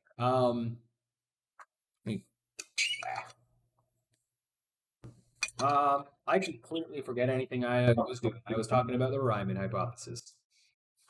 I know that was named after a guy, some Riemann, but okay, right. I want this to display a number, any number other than one that I feed in through this number. So I need to go down to where I actually display the thing. That's on case 5. Case 5, this property field. So does it spit out anything? It spits out a bool. I guess it's a bool for whether or not it's working. Yes, of course he should. He should definitely not give it to me. But I mean, there's a difference though between him taking it and using it for the company and taking it for himself and buying a new yacht and a new house and a new something. I don't know, whatever, a new mansion built from the ground up. Wow. No, I don't know. I don't know why I'm not. Well, I singled out Elon Musk as an example because that's what you mentioned. But like, obviously, like he did do stuff to get to where he is today. I'm not bashing Elon necessarily, but I just say I'm me being a programmer that yeah, I give the programmers recognition to some degree, whatever. I don't know. but whatever. Anyways, anywho, property field. This spits out a boolean. So okay. So actually, so if I have, okay, let me actually take a step back. If I have just this, so because it's a new serialized object, I think that every frame it's making a new, or I don't know if it's every frame. I think it's every frame that's making a new property field thing, which is exactly what's happening with the other text. That every frame it's basically redrawing it. I'm just making it that like when you change the value, it now uses that value when it redraws it. So that's kind of what I need to do. So I actually have right now this. I guess this is what partially what I need to change. So maybe this constructor needs to somehow get the value that it was in the last frame and make it that value to some degree. I mean, or what if I just didn't set it? Actually, hold on. This might be easier than I'm thinking. Let me actually. I have to comment one other thing. If I just never give it a default value, it might just kind of work, and I don't need to manually update it. I do need to somehow get the value of what it is, and I would like it to by default be on 1, but I think that's kind of taken care of by it being the first value in the list. Okay. So over here. Oh no, I don't. I don't need to comment anything. So actually, this might just work. I still need to get the formatting of it good, but yeah. So wait a second. No, okay, it's not working, but okay. I mean, that's a good structure. So actually, that was only working on frame 1. Well, actually, I don't know. Okay, so it's still not working. I need to. So I was thinking that this new serialized object .find property, and from this, can I get this number? What's it called? I can just see what the thing is called. It's called number. Okay. Well, find property number guess dot. If I make this, does this need to be public? Is this not public? Oh no, it's public. Darn it. Okay. Oops, messing something up here. What can I get from you? Let me look through your values. So it's still okay. A property, I guess. I need to. Can I cast this into something to get the thing to get the what it is? I just need. All I need is to a way to allow it to be changed, which I guess would happen if I wasn't drawing it every frame, but some kind of just draw it when it's initialized. But I guess I'm not. And, well, more importantly, I need to get what the value actually is. So there's probably a way of doing that. I have an idea. Well, actually, I have to take a quick break really quick, I think, but I will be back. It is almost midnight, but I will finish this for at least this stage of it before I go to bed. So I will be right back momentarily, perhaps.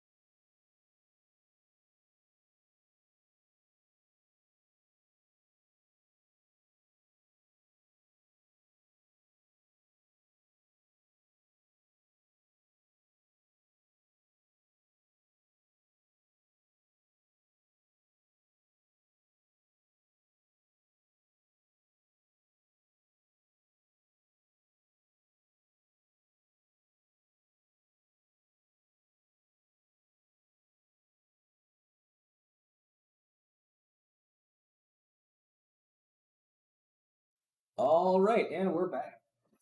All right, so I don't know what I'm doing. Actually, yeah, I don't know what I'm doing with this sort.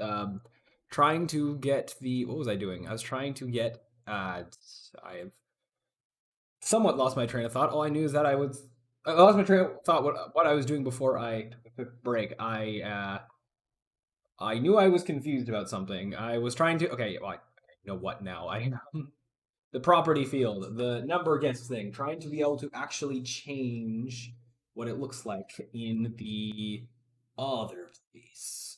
Like in Unity, that's making it not what. Trying to get that to happen. And I don't know why it's sometimes being a little bit weird with clicking on it. I don't know if that's just because code is compiling or whatnot, but still need to actually also move it over or whatever. But that is to come. I'm still trying to get it to be changeable. That's the most. That's the more important. Hey, hello, hello. I don't know how much longer I can be going, but I really am determined to do this. I could sleep in a bit tomorrow, so I do have that. But I have been streaming for 13 hours, or almost 14 hours, which means I've been awake for about 14 hours, which I don't know how I'm still like wide awake, but I am, I guess. So yeah, my voice isn't hurting as much as yesterday. That's the other weird thing is that yesterday I was streaming for 9 hours, and at the end of that, my throat was hurting quite a bit. It's a little bit now, but not as bad as yesterday. I think maybe I've been doing better at being so loud or whatever. Maybe that's good. I don't know. Anyway, so getting back to this though, the more I ramble about other topics, the less I'm doing this, the less I'm actually finishing this. So we are trying to figure out. I was trying to see if there's a way I can just get a reference to the script that this is accessing. So this is a header. So a property field that is the number guess thing. However, though, I don't need to do this through this. Perhaps if I made serialized project number guess thing. If I just went and I made a variable for where is it number guess. If I access something like that directly, then maybe I'll have this will work. I guess ideally I want to not modify this whatsoever because I don't want it to start breaking. But we'll see what I end up having to do. I mean, I could make like a variable reference that is the new serialized object, do something with it, then that variable dot find property. I can do that, and that should still be fine. But yeah, we'll see to what extent that remains true. Um. Okay, so number guess dot number. Okay. Wait, is this just gonna work? Hold on, is this easier than I thought? Let me just. I need to print this number. Well, no, it's just gonna say one. That's actually not help. Whoa, still on? Yeah. Hello, hello, William. Uh, yes, we are. We've been going for almost 14 hours now. Which again, as I just said, I don't know. Like I'm still awake, still wide awake pretty well. I mean, I had my rage to keep me awake. No, well, no, not. I didn't. I'm not one who really rages, but I was defeated. Put it that way. I was defeated and sad because yeah, Austin was here helping me debugging a thing. I basically spent an hour trying to solve a problem and was getting really like, what's going on? I'm so confused. This should be working. I have no idea how anything works. I'm doubting my ability as a programmer and if C sharp even works how I think it does. And then realized that I had this word here, this string had a capital N instead of a lowercase n, and that was causing all of my issues. Not all, but most of my issues. And yeah, that was fun to realize. It was so, especially because I had earlier in that hour, or however long I spent doing that problem, I looked at it. I looked at like, oh, here's the thing where it's like working, and here's where it's not working. What's the difference? Looking really closely, trying to see like what's actually different between these. And I didn't spot that the string was different. So, oh boy, yeah. So that was my pain. But then when I got it working, well, okay, there's two stages. The one where it was just like, I got it working, yeah, I'm happy, but it's not fully there yet, but it's kind of there. And then when I realized but it still wasn't working, and then I eventually figured out my problem, and then I was just defeated. It's like, oh no. Maybe I'll have the VOD, so I don't know. Maybe I make clips out of that, out of my both my excitement and my defeat. But we'll see about that. Yeah. Anywho, but now what we're doing, I guess I could quickly go over where we're at right now. It was this drop down, getting this drop down to just exist in the editor window. using something called property drawers that I was incorrectly calling property drawers because I misunderstood what it was and then had to go figure out and learn what they were. This 100% could have, I think it could have been done without property drawers, but as part of my school assignment thing, I wanted to try and do it using property drawers because we were told to try and use property drawers for some part of this project, and this is where I was trying to integrate it. So yeah, but this was a struggle. So ideally, though, this is just going to say like guess a number and then small box beside. So we're not too worried too much right now about the how it looks. I'm just trying to get it to function. So right now, though, it's stuck at one and it won't change to any other numbers. So I'm trying to figure out that. Now I know part of why that's happening. It's the exact same thing as on actually with any other UI element I made, where when I first make it, like it's stuck at whatever default value I set it at, and then whenever I try to change it, it goes right back to whatever it was, it like won't let me change it. So I know why it's happening because I had to deal with that before, but this is a little bit different in how I have to potentially fix it. So I literally just like right when you got here, figured out how to get a reference to the script that is kind of keeping track of the number. So now I think actually I was just about to debug.log this because I believe. Oh well, I'm not gonna be able to see this change, but actually I Actually, yeah, no, this isn't gonna work. But well, this should. I mean, ideally, this is gonna spit out one. But I guess this would be good just seeing if it's gonna spit uh, uh no reference, like a null reference thing, which it's not. Okay, so oh, it's yeah. Okay, this is good actually. And up here, yep, it keeps spitting out one. It's not gonna. If I try to change this, it's not gonna spit out. Oh, why did it go to another thing? I don't know, but okay, sure. um, yeah. So we got this being one as opposed to being like null reference, whatever, blah blah blah. So let me just try something. I don't know. I actually need a way of changing this because I still can't access the number. What can I do? How can I do this? This I thought was doing this before. I'm actually not entirely sure. Um, I don't want to be stumped again. Not yet. Um,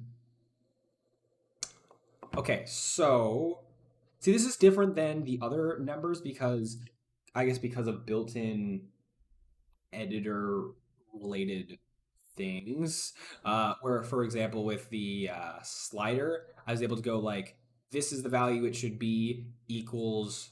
Oh no, wrong thing. What's the slider? Yeah, value it should be equals. Then like making the slider and then putting in what its starting value is. So then this kind of had like a feedback loop of when this changes, it gets fed back in as the new value. Um, but I do know that I'm pretty sure this will work if I can at least figure out how to change it. But this is different because it's a property field. It spits out a boolean, which I believe is a boolean of whether or not it successfully created it. Let me test maybe I don't know if there's anything that causes this boolean to change. Actually, I could have just debug logged the thing and it would have given me true or false, but whatever. I'll know it'll be true if it's in there, I think. Oh, didn't do that correctly. Yeah, something like that. Hmm. Yeah. Okay, so there you go. That this isn't gonna. What does this? But okay, so it's I'm still the number, so I'm not getting true, which means that it's false all the time. Oh wait, maybe this doesn't work how I thought it would. I don't know what this boolean means. I thought it was. Hold on. Wait. Might as well search it up. This returns a boolean. I'm just curious about what that boolean actually means. I thought it would be like true if it created it successfully, false if it didn't, or something like that. But no, maybe not. Oh, static bool. What do you return? True if this property has children and is expanded and includes children was set to false. Otherwise, false. Okay, sure. This thing having child objects. Huh. Um.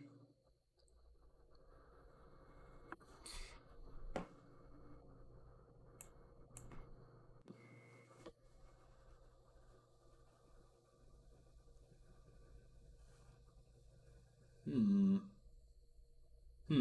Okay, so it's the serialized property and make a field 4.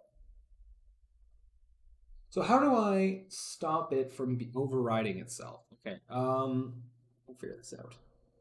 What if? Okay, what if?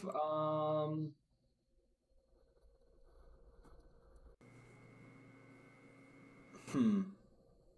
So again, I'm thinking of me trying to. Because the one thing I know that is going on that is potentially being weird with this is the fact that this is being made every frame. So every frame it's making a new one. If this was just in some kind of initialized thing and it made it once and then that was it, uh, then maybe this wouldn't happen. Which means maybe I need to somehow. How could I make it once and never again? Because then I could just read this number, which should presumably change as it should.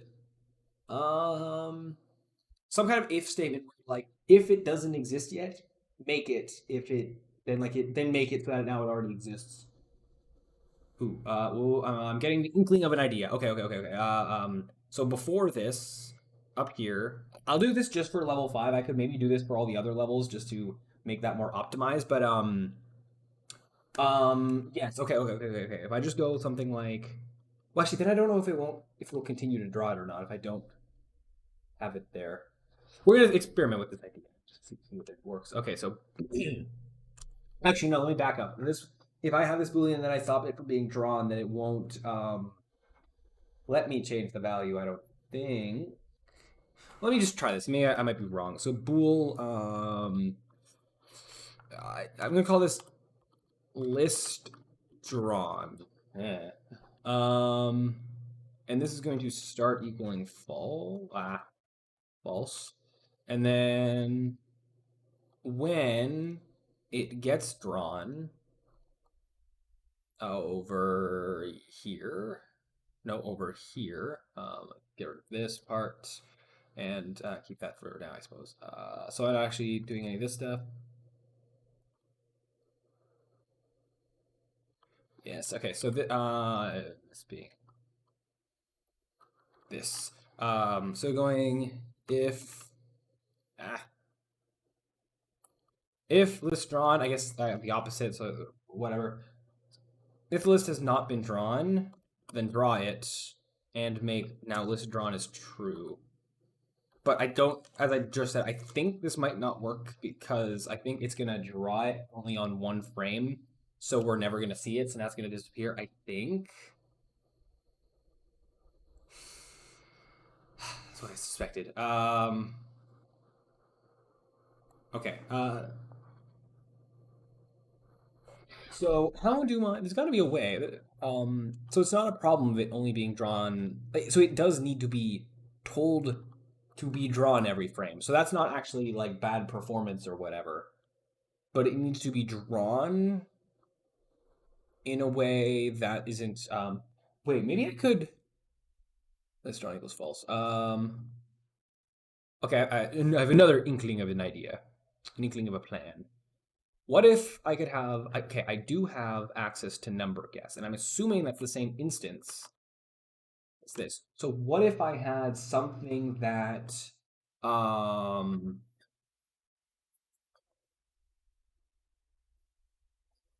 then somehow updated the number based on what it was in the last frame or something like that? Because I can call a function on number guess here, and this gives me access to these. Um,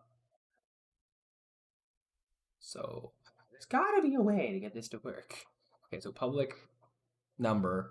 Um, this is just the constructor that sets it as being one as the default. I think that's fine leaving that untouched. Although I'm curious. Let me just test this for the sake of testing. Is if I set this to like 2. Oh, I have thing here that's not commented out. Let me just test that it actually does update it as 2 or something like that. I don't know, just to see. This should update it as 2. I think it will. It doesn't. Even weirder. Um. Hmm. Fascinating. Fascinating. I have a theory because okay, I have a theory that it didn't reset. I think if I reset this now, If I reopen the window, let it go through its whole initializing thing, everything in here hopefully reset now. Yeah, cheat, skip through the levels. Oh, that's not good. What reference you not able to get?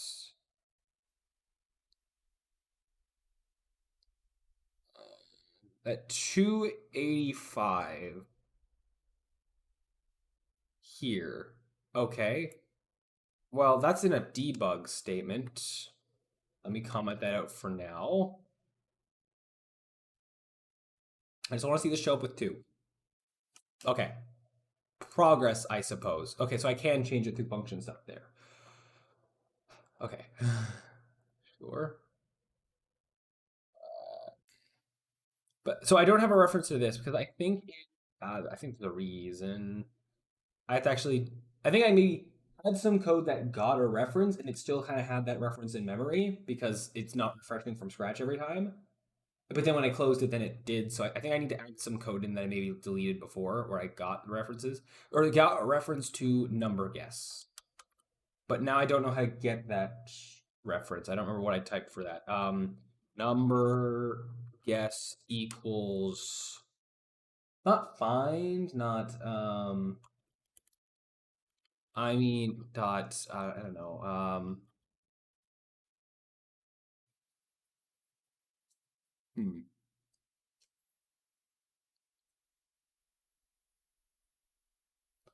Oh, did I do this before? What did I do to get number guess? It's from guess it's okay, okay. Uh it needs to be an instance of the class. Usually I like do like get component or uh I guess it doesn't need to be an instance. There should only ever be one of this class. Could I make it static? Does static mean that it can't be changed? Or is static just for that there's only one version of it and it can change, but it just. No, no, it can change, right?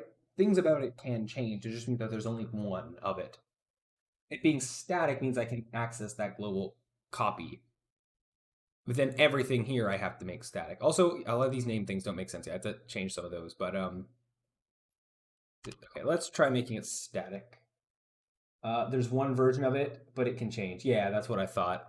Um, so now I have to change a lot of these things too. I don't know what I would do if I did need to have multiple versions of this, but I don't know. Don't worry about that. Word static is not valid for this term. Can I not have it? Oh, wrong place.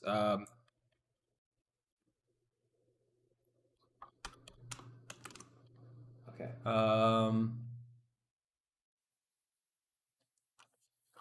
Access modifiers aren't allowed on. Well, I guess that's the constructor. It doesn't need to be public. Constructor. It doesn't need to be public or something. Or maybe actually because it's static, it doesn't get hidden or something. Or I don't know.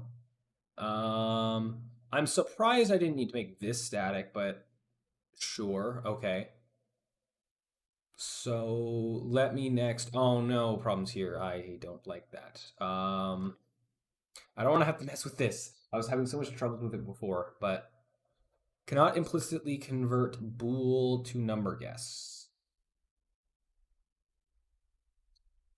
Um, where are you having to try and do that? Cannot where are you getting a bool out of find property or the find property function?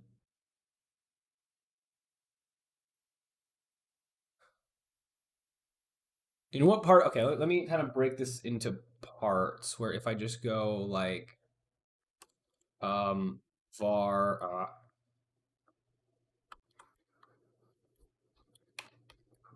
oh no no no no no, it's because I still have this and I didn't finish the line. That's why you don't like this, right? Am I right? Okay, yeah, that's it. Is it in a bool function or anything? No, it was fine the whole time. It's because I had an incomplete line here. It was causing weird stuff to happen. I think this is good how it is. Let me go back to this. I making those things static. It should still cannot declare. Oh no, it doesn't like the number at the variable at the very top, right? Yeah, public static. Actually, I don't even need this because I can just access it directly now. That was my original plan. Okay, so that's figured out. Then I want to go before, or after, I don't know, but just let me just see if I can access this correctly. So now number guess with the capital, the global static version dot number. Okay, so I can get the number now. I could before, but now I can with it being static. I'm not doing anything with it. That's why it doesn't like this because it's not really a command.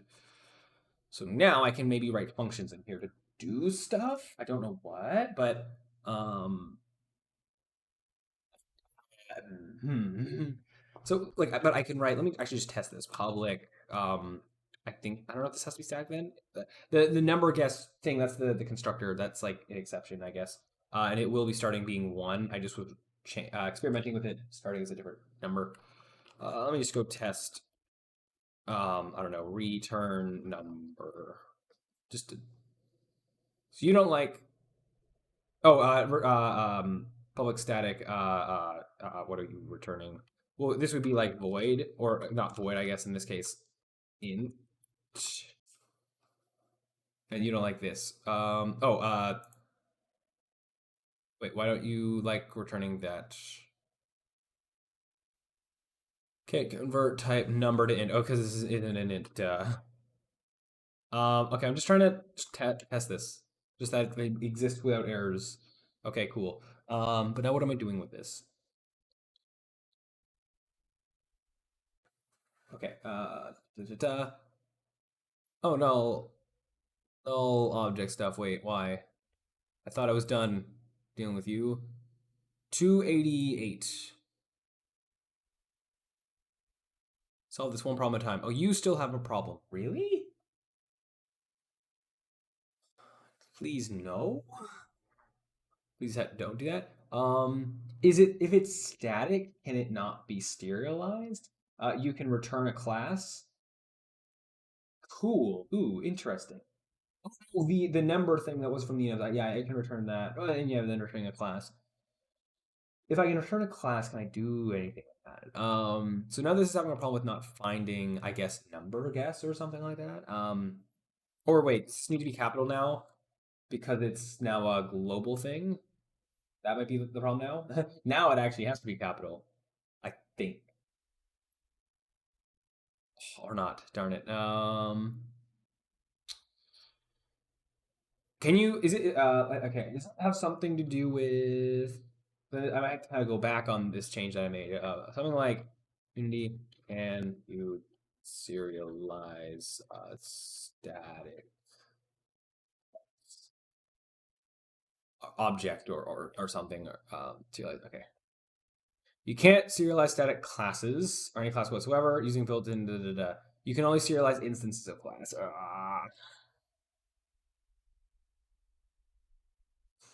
So okay, that's a problem, a bit of a hiccup, I guess. Uh, okay. No, but I'm not defeated yet. I think. Can't I go? Hold on. I think I maybe have a way of. Okay. I think I thought of something to get around. So that means these have to go back to not being static. This didn't need to be public anyway.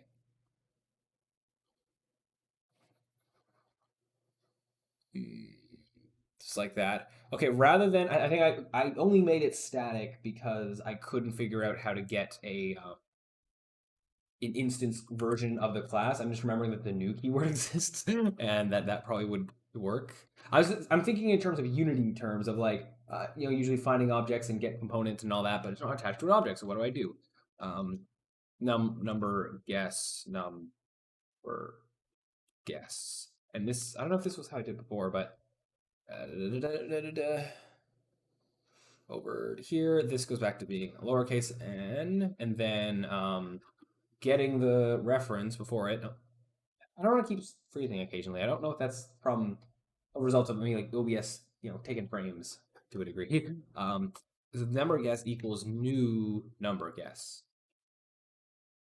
I don't know if you need brackets, something like that. You. What is the I don't remember how this works in terms of like new just number guess, but like not just like this. This needs what is the error that you have? Never guess is inaccessible to its protection level. Well, you are public. Do you need to be public? Maybe. New number guess bracket. That's what I did initially, but it said the protection level wasn't good enough. But I think now it is. If now I do it like this, maybe. Yeah, there we go. Okay, so I need to make that public, and then this like this. Okay, cool. So this should have no problem. So maybe with getting the reference. I have a bunch of problems to solve. And I keep finding new problems and solving them, but I still am not solving my initial problem. Heck yes, dude. Maybe? No, wait. We that is too early. Knocking these bugs left and right. Yeah, kind of. Apparently not yet. This one's still there. I thought I solved it. So wait, maybe there's something else.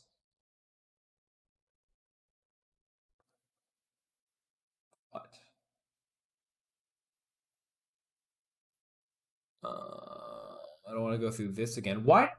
It worked before until I reset the what does the error say? It's a object reference not set to instance of object, so it's not finding the it's either not doing something. I think it is making the serialized object correctly, but I think it's not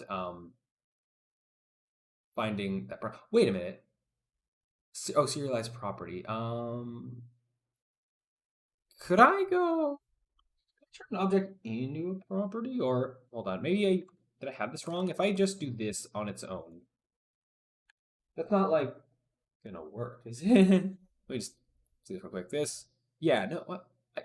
I'm trying to remember why was this not a problem before. If I don't know, close this and then like reopened it, kind of reset things. I'm not gonna go through all these. I don't need to. No, it's definitely having trouble. So wait, there's multiple error messages. Maybe I should actually check all of them. No, these seem to be the same.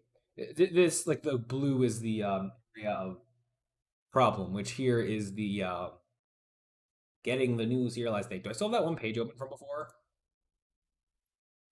I do. So this was the page that solved all my problems before. How does it deal with getting the data? Public that.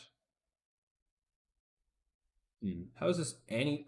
We determined before that I do not need any of this stuff, and I do not need most of this. When I was experimenting with, I put all this code in my stuff and then made it work on its own.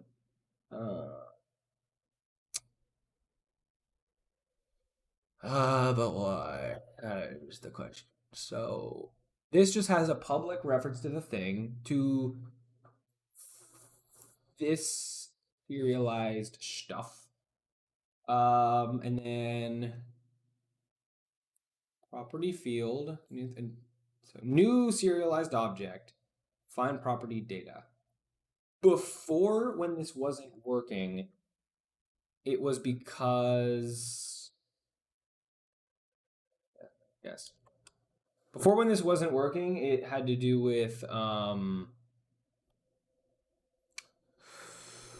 that. Well, it was from the typo from n not being having a capital instead of lowercase or whatever. I can double check. Maybe I've misspelled it again. Let me grab this, copy it, and paste it in exactly because that is what it's looking for. It just isn't finding it. Where's my code? The section of code I'm looking for. This. I didn't see anything change. So why did this stop working? I'm hesitant. Well, curious now just to keep closing and opening this editor every time. Just make sure, I don't know, something. Okay. Okay, so let me go through this more in depth. Again, don't make assumptions that like things like I'm pretty sure this is working correctly, but maybe it's not kind of thing that I've been doing. So let me just test that. I don't know. Test, well, this on its own, this would print, it's probably either print null or this having the error or printing, I know, we'll see. Null, yeah. Interesting.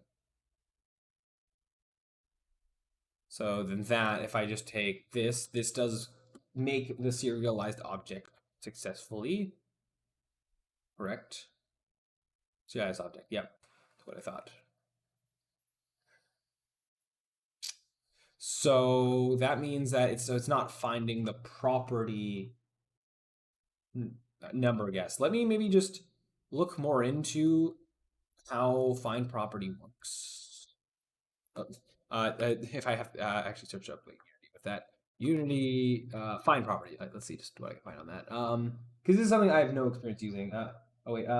See if you're able to access number guess. Okay, maybe so it could be telling with its protection level. No, come on. It is here. What's weird is it should be back to basically how it was before when it was working. Um, let me go back to what I was just searching. That wasn't flashing red there, but I can see an example of how it's being used here. That might be good. Okay. So public class my object, scriptable object. That this object equals so scriptable object dot create instance. That makes it an object or something. Unity editor. Don't you not need this if you have thing up there? Isn't that redundant? I'm pretty sure. Serialized object. Blah. So new. This is the same as how I have new serialized objects. I believe when you have using Unity editor, you don't need Unity editor dot blah. That serialized property equals this dot find property my int. This is the same. Is there something else wrong with the protection level of public? Like, did I accidentally make something not public or not? Let me look at what else. Was there something else that was supposed to be static? Public class this. So this is a scriptable object, so this is different. A little bit. Just going back and forth, just seeing. And then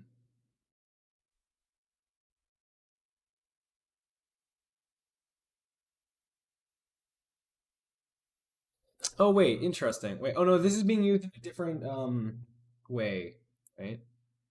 In my case, I'm using find property to find the class, the whole class that is number guess. Here, this is having the object and then just accessing a single value of it. That's not what I'm doing. That is different.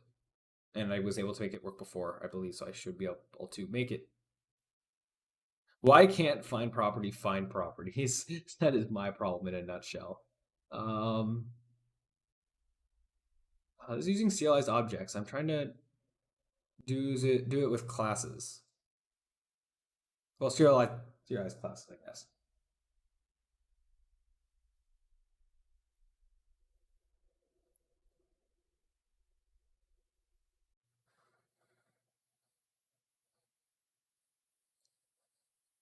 Because row is marked as serialized field.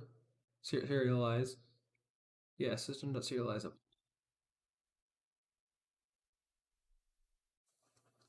apparently also using getters and setters makes it also not be a thing that would make this not work here. Supposedly. I can't use serialized object.update in the new window thing. Or sorry, in the editor window. Hmm.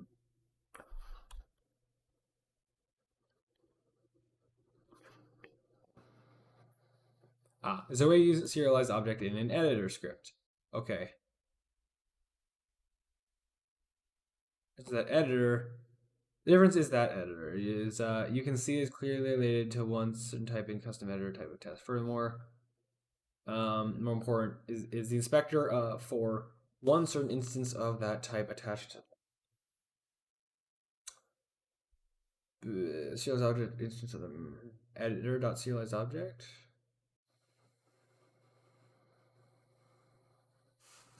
On the other side, editor window is not related to a certain type nor a certain instance of game object, but it is just a window that will be open. You can say it lives in kind of a static environment instead of the referenced one, like instead of the instance one like the editor. There's simply no, therefore there simply is no serialized object. It would be related to. It doesn't have such a property. The serialized object, of course, doesn't work as a type, not an instance, in the method find property. Is not static, but requires an instance as the error message tries to tell you. I don't know how bad.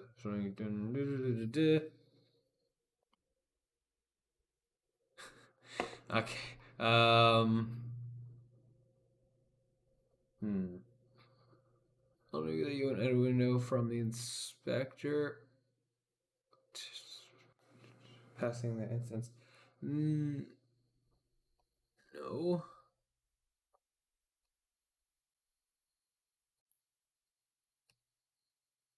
Hmm. Why did this work before? It's not just that this isn't working, that it was working at one point. And I don't quite know what changed. So it's not finding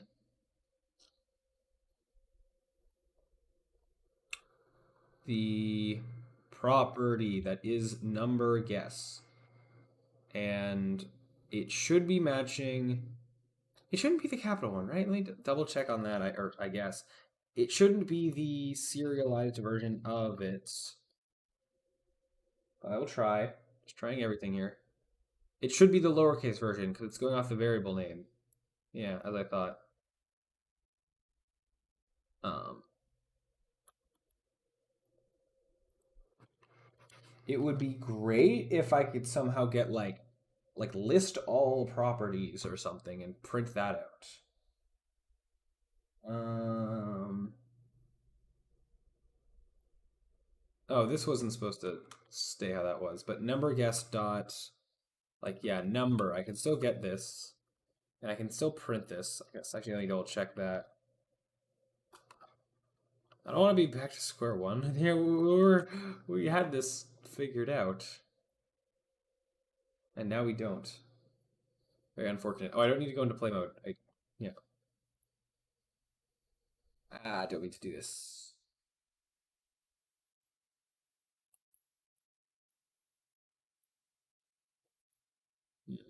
I don't know again to what degree if I like close this and open this, kind of resetting it. I don't know to what degree that might be changing things.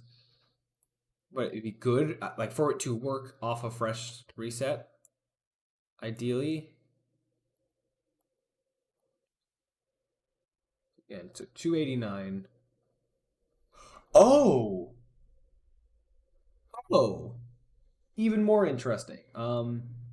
This isn't it doesn't have the even doing this, it's not accessing it. I thought it was just based on it not giving me any red error messages. So doing this, is that giving me null?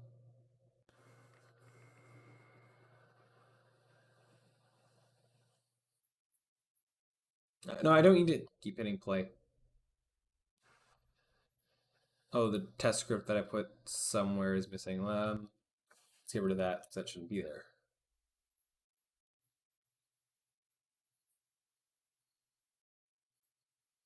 Okay.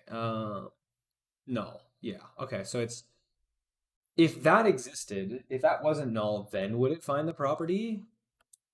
Maybe that's what it needs. because it's going based off of this, and it's based on the class, and if the class doesn't have a reference to number guess, then it won't find it. Oh, I thought having new would kind of give it that reference, but I guess if it doesn't have that reference, then it won't find it. Okay, I think we're getting somewhere. Okay, that is the problem. That is the problem. It's not to do with this line. It's not to do with I can like do this and go back to this. Okay, progress. I just need. Okay, this is easier than I thought. Not easier. Well, so let's figure out what to do, but it's a more isolated problem. I need to have this not be null. So okay, what I said, I don't know if that made sense, but basically, I was under the assumption that when I go new serialized object, that it would, because I had like this reference here, it would basically then be supplying that with the reference to like a new instance of number guess. But that's not the case. So I need. Oh, do I have that? So if I get rid of this, all I need, I think, for this to work is to actually just get an instanced referenced of number guess before I go and use it, and then that might work. Okay, so number guess. I don't remember even how to do this. I tried to do. I don't know. No. How do I get an instance through this? New didn't work, right? We tried new and that didn't work. Unless maybe I'm mistaken with something. Right? Let me just. I just want to print this and see that it's not null. Not print. Debug.log. Hmm.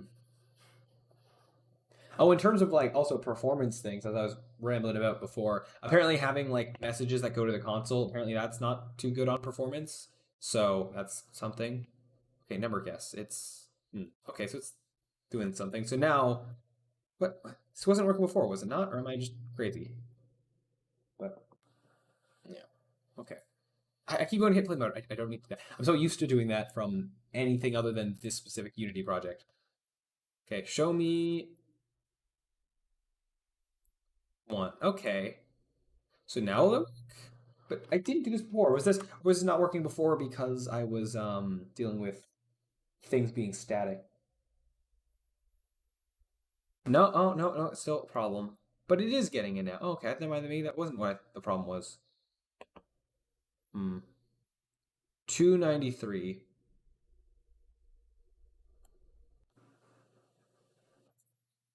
I want to be finding that property, ideally. So it is getting okay. So maybe that wasn't the problem. I thought it was. Darn it. Wait, it's saying instance of an object, not a class. Hmm. Oh wait, for the error message, object reference not set to an instance of an object, but that usually happens regardless of like just anything being null. Usually does that, but could still be right. Let me just print this real quick. See what it's saying. So I'm thinking it's being null. Yeah, that's what I thought. Object reference not set to an instance of an object. But can I make the class an object? I guess. Yeah. Ooh. Um. I mean, the one thing is, I didn't make the class like this before. I swear I did something different to get the reference. I just don't remember what I did. It definitely wasn't through using new. I mean, it was just working before. I'm pretty sure. Um. And supposedly it should just be working now. But let me go back again. That one page that I was looking at, it didn't do anything like this, if I'm not mistaken.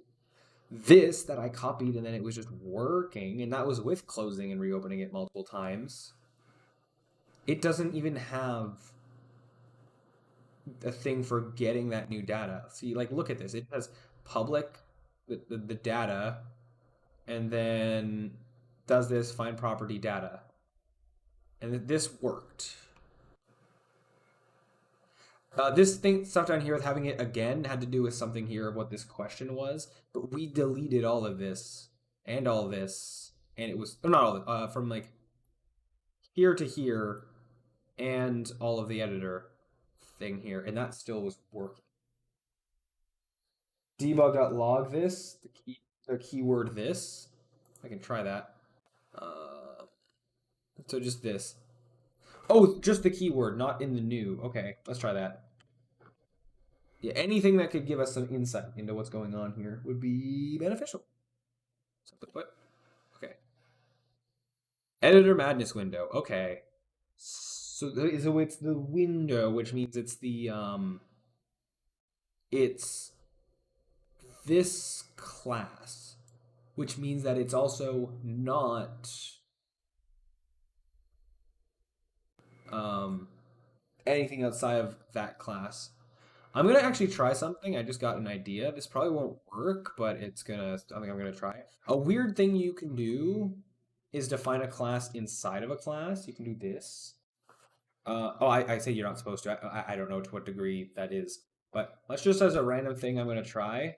Let me just define that class inside of the other class and see if it randomly decides to work.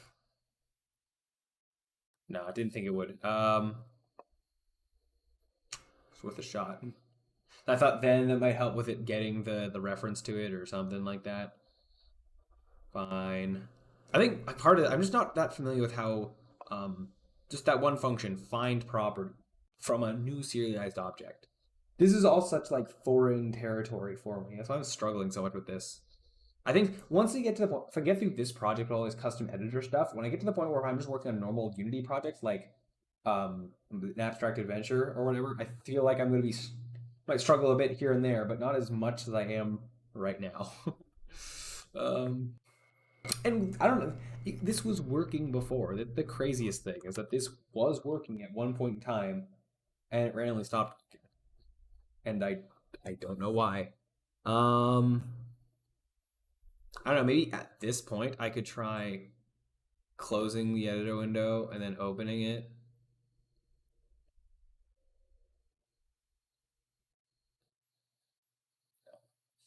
Uh,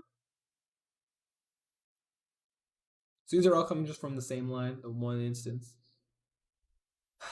Okay. So, um, but we did this. I don't know. Maybe now if I get rid of this part, because maybe that's like messing it up somehow.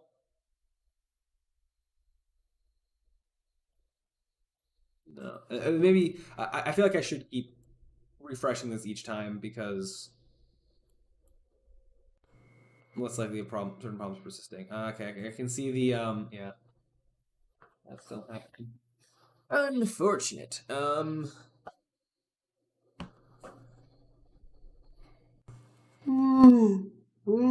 might have to call it quits soon.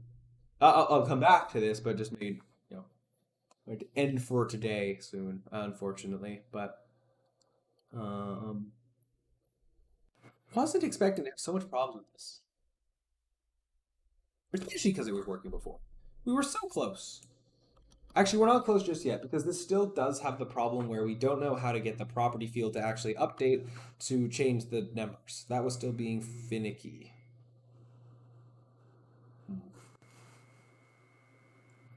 This was still working, right? Getting this, but not the static version of it.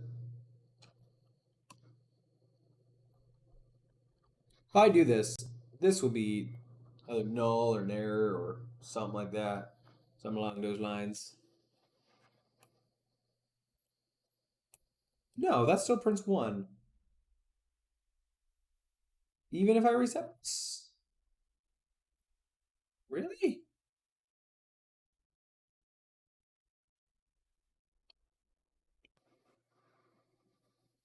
Not anymore. Weird. Okay, there's definitely something going on with like certain information that's like cached but not being refreshed when I reset the editor of the window. That I do want this to work off of a fresh opening of the window because otherwise it'd probably be something that would break when you close and reopen Unity. Which I want this to work off of a fresh opening of Unity, I guess. So 287. That is the. Oh, that's here now. Okay.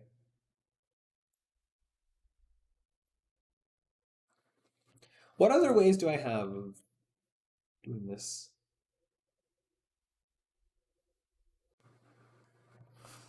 Or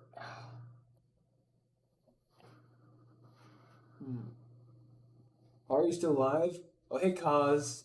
Um, somehow I might be calling it quits soon. I'm really wanting to finish this thing. Hello, hello. Oh, I managed to sleep and wake up, and I still see you here. I don't know how I've been streaming for 14 and a half hours, and I'm still fine. I mean, took like two breaks at some point, so we're good. I am starting to. The tired is kicking in, but I really wanted to do this. What's really strange is this problem I'm having now is it was working before, and then it stopped working, and now it's not working, which is unfortunate. So very strange. Is there anything here? Let me try one other thing. An idea. This is there any like reference where I'm doing anything to this earlier in here? No. Okay, just wanted to double check that. Let me do something. Let me do kind of what I did before, what I tried doing, where I basically stripped away most of the functionality. Let me put this back outside in not being a class within a class to kind of get back to a state where maybe when it was working. Let me just try for a moment putting a so it's going to be an end of comment here, and then put the beginning of comment over the place. Let me also just get rid of these debug log things. Actually, get rid of all this for now. Have just kind of the thing that was working before when I had just this at one point. But now go back to this. Oh. So what progress did you make on the game anyway? Right now we're on level 5. So after this renders, I'll show the what it's looking right now. Okay, so this still isn't working. Even if I close and reopen this? I'm almost tempted to like close and reopen Unity just to see if that would change anything. Because I definitely like this was working on in the other place. But here's what I'm gonna do. Okay, I'll show what I was just doing with this. Let me just um go back to this point in time. Open this, and now this will come back. So here's the progress that we made. That is quite cool. What we made so far is cool, but I have more cool things I was hoping to be making. In a second. What? Oh, I not back up far enough. Ah, yeah. Okay. 1 second, cause getting there. Um, okay, so welcome to Editor Madness, and then I might change this maybe, and we'll see. So then, I don't know if you can read this text here, but I could probably make it bigger, but I get okay. No, I can't apparently. So it's like Editor Madness. This is centered. I guess it's actually not perfectly centered. It's centered enough. Previous button, level, next button. Welcome to Editor Madness. Solve the puzzles. Now start by the hardest puzzle of all. Oh, uh, 12 little errors in my code. Fix one. 208 little errors in my code. Yep, that's what we're dealing with right now. You can read it? Cool. So it's like, can you click me? That's just the first easy level thing. Then we got some math questions. 2 plus 2, 4, 7 minus 10, -3. This complicated thing that's a time zero ends in a zero. And then bam, continue. I also, before you put like text in these, I made it so now you can only put integers. And specifically integers and not floats, I guess. So yeah, continue. Now this, I don't know, this one's, I think probably the coolest one I have made so far, where actually okay, the tic-tac-toe is also kind of cool, more in the back end. But I have a slider here, and this moves box in the game view, and basically have to move it to be in the right place to match where the arrow is, which the only indication of that is in the scene view. So there's kind of like it's going back and forth between them a little bit, like then looking back and forth between them. Continue button appears when it's on 5. I would have maybe liked to have like a grayed out continue button then becomes clickable, but this works as well. Then level 4 is a tic tac toe game where it's like, oh, here's the 9 by 9 that represents this. Place the X in the correct position. If you place it here, nope, that didn't work. Place there, no, that didn't work. And it, yeah, is being represented over there. And then there, yeah, it made the tic tac toe.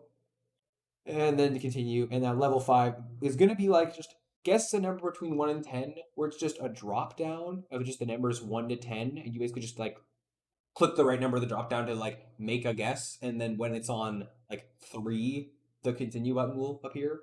Um, that was the idea, and doing this through something called property drawers because that's something I have to use for the school project, and this I think is the best place where I can use it is in this level. But we're really struggling to just figure out how to get it to work. But I think I'm at the point where I'm it's worth a shot. I'm gonna try closing Unity and reopening it. Maybe I'll close and reopen the code too. This probably won't work, but like, what if it does? What if it did? Um, we'll see. 'Cause I am doing all this crazy messing with editor things, so who knows? Because again, the crazy thing is that this code that I copied from the internet that doesn't have any like extra things to get references to um like this class. It's just okay. Oh, is that what the new hub beta looks like? Yes. Oh, ooh, yeah. Um, yeah. That's what this is looking like. Ooh, ta-da! I don't know. Yeah, I guess I kind of like the other one more, but that's just because I like light mode, I guess. But yeah, I thought that's that. And well, I mean, yeah, you can choose editor version with all that. I have basically each year version of Unity. I have like the latest version for each of those. I guess I don't really use those ever, but they're there, I suppose. This is open. Cool. Let me just see. Crossing my fingers. Please just decide to work. No. Yeah, I knew that had a low probability of working, but okay, I'm at the point where you know what I'm going to do? I'm going to redo what I did before, where I just made a new C sharp script, um, test editor window, and just do exactly what I did before because it worked before. I don't know why it's not working now. Um, I'm going to wait for this to open. No. No. Actually, well, yeah. But I'm just gonna do what I did before, where I copy that code off the internet and then put it in places, and then it suddenly worked for some reason. Um, okay, so I want to do, and then if I can get that to work, then I don't know what I'm gonna do, but I'll figure something from there. Okay, so this was just the this is the let me move these kind of over to here or something. I rearrange these, whatever. So actually, like paste this stuff down here and figure out what I'm actually putting where. So I guess I'm calling this test editor window. I have to rename like things. This should have a using Unity editor. And, maybe have some sleep to clear your head. It happened to me a lot when I went to bed in the morning. I knew exactly what stuff I messed up. Yeah, I think I'm just gonna try this one last thing, and then I'll probably call it a night. But yeah, we'll see. Well, the one thing is that starting tomorrow, I might have to be moving on to other projects, which is why I wanted to get like some stuff done with this tonight, because then might be doing other stuff that I might still be able to stream, but they're different projects. But we'll see. We'll see. I'll figure out what I'm doing as I go, kind of. What was I doing this? So Unity editor. So again, I know that this doesn't need this. It's redundant with having this thing here. I think I can just not have the double thing there. And then I didn't copy all the code yet, so it's okay. A lot of red things. I know from before that I was able to have both of these be in the same script, and that not being a problem. Are you gonna try and stream tomorrow? I don't know. I have like school, but in terms of before or after, it'll be dependent on. I don't know yet. So it's high maybe. I don't know. Definitely. Well, I was about to say definitely next weekend, but I also don't know about that either. If I'm going to be doing like, because I'm going to be doing some group projects and stuff like that, and obviously I won't be streaming when doing that. I mean I could, but like no, I mean places that won't be here potentially. I don't know. My school is starting next week, and I'm really not looking forward to it. Well, good luck, cause I yeah, my school started this week, and very well. not doing too much yet, other than, I mean, this is technically school stuff, but this is me getting really far ahead, or trying to anyway, with one class. I learned so much. Learn so much more stuff by being home and being free to learn stuff I want. Ooh, okay. Well, I'll definitely tune in next time you stream. Oh, thanks, Austin. And to cause, yeah, I agree. All of my Unity knowledge is all self-taught. And that kind of dips over into programming knowledge as well. Like programming in school has been a lot easier for me because of having self-taught knowledge beforehand. So, um, yeah, that's definitely made that easier, I suppose. Anyway, so doing this, but yeah, I've been going for almost 15 hours now. I should stop before maybe I hit the 15-hour mark. Jeez, that's gonna be one really big video file thing that I'm somehow gonna have to upload to YouTube if I'm making a VOD channel of some kind. I still have to actually do that. I have to actually make that channel, I guess, but I'll do that. And then Cyber Chroma VODs can then be the next person that is a follower. He'll be my 10th follower. No. I have a Discord, right? Yes, I do. And I will yeah, in terms of another thing is just setting up more that professionally kind of stuff with Twitch is maybe having something you can type in chat to have a the Discord thing come up, but for now I just pasted the link to it. I don't know what type of like how long that link lasts or whatever, however that works. But there's a link that hopefully will work if you're interested. Or I don't remember who has or hasn't joined the Discord yet. I think Austin did earlier today, which I appreciate that. And I'll also set up, I think, something in the Discord to like rather than pinging everyone every time I go live, some kind of like a thing that you like a special ping. I know that's a thing you can do, so I will experiment with that. You can make them a permanent link. I think I know I can, but I'd actually just go like and change settings to do that. That was just I clicked the first link that was like that I could copy without changing any settings. I don't know what that is by default. I think it's like expires in 7 days or something, but yeah.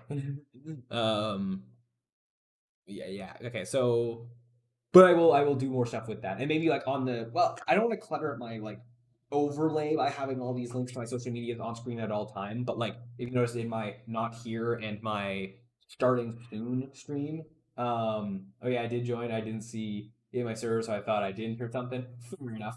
I don't want to clutter my stream when I'm doing normal stream stuff with too much clutter, but in my like stream starting soon and uh the not here thing I can have more link things. I have my YouTube link, if that's like my most important thing I have right now. But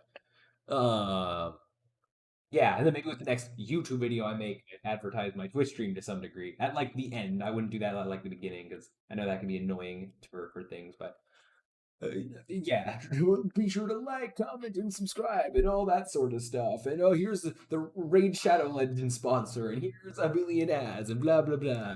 I not doing all that yet. I say that, but 100%. If I know Raid Shadow Legends is like the meme kind of thing of bad like sponsorship things. But I totally would sell out if I actually got an email that said that like Raid Shadow Legends give me money to do a sponsor thing. You bet your bucket I would be a sellout. But then I would put that money back into the Twitch stream somehow. But no, yeah. We'll see.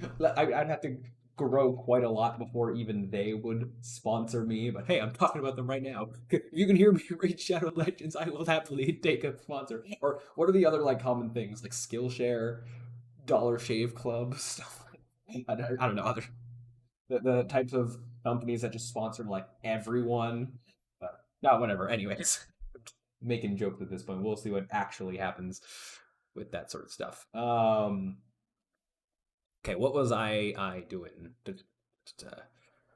I did trying to make this work by I know I can delete certain things. I know that I think all of this could be deleted, and I'm pretty sure the editor thing can too, but this should it's can yeah, no, I think that would be one I would not accept. But okay. Okay, so going into this. If this doesn't work, oh wait, no, I know it's not going to work right away because it doesn't have a way of me making the window. Let me just make that. If this doesn't work, like my confusion will go through the roof because this did work before with making new windows. So if this doesn't work now, Yeah, then then I call it a day. Like I will figure this out another time. I do not have to. I have to name this something different. Ah. Test editor window. I have to actually also make it. It's not gonna. It's gonna open the right window. Uh, over this. Yeah. Um. Okay. So this one is still going to give me errors. I am aware of that. I'm going to close this for now, so that is not giving errors. Please work. Please, please, please, please, please. Why? It's working. It is working. That's what I expected. But why is this working when the other one isn't? That is so strange because they theoretically are working on the same process. Like the reason why the one is failing is the reason why the other is working, which is contradictory. Okay, let me then take this slightly further and experiment with maybe something's wrong with just the number guess class.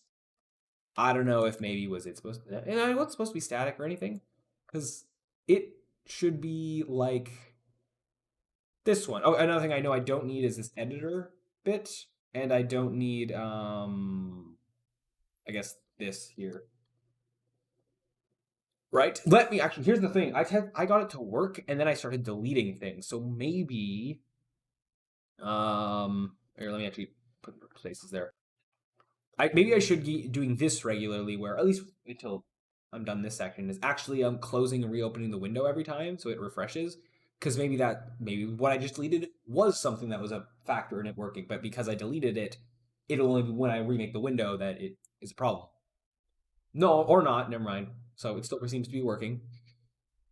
Okay, sure. But this so what this has is it just has you know the data class, a public thing to it, and then yeah, new serialized object dot find property data where this matches this. So if I make this testing, just to also confirm for myself that what I'm thinking is right, this should be the only things that had to change.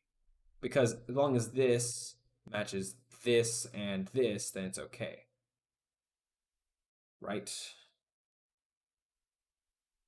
So this should still exist after this all loads. Yep, it still says hello.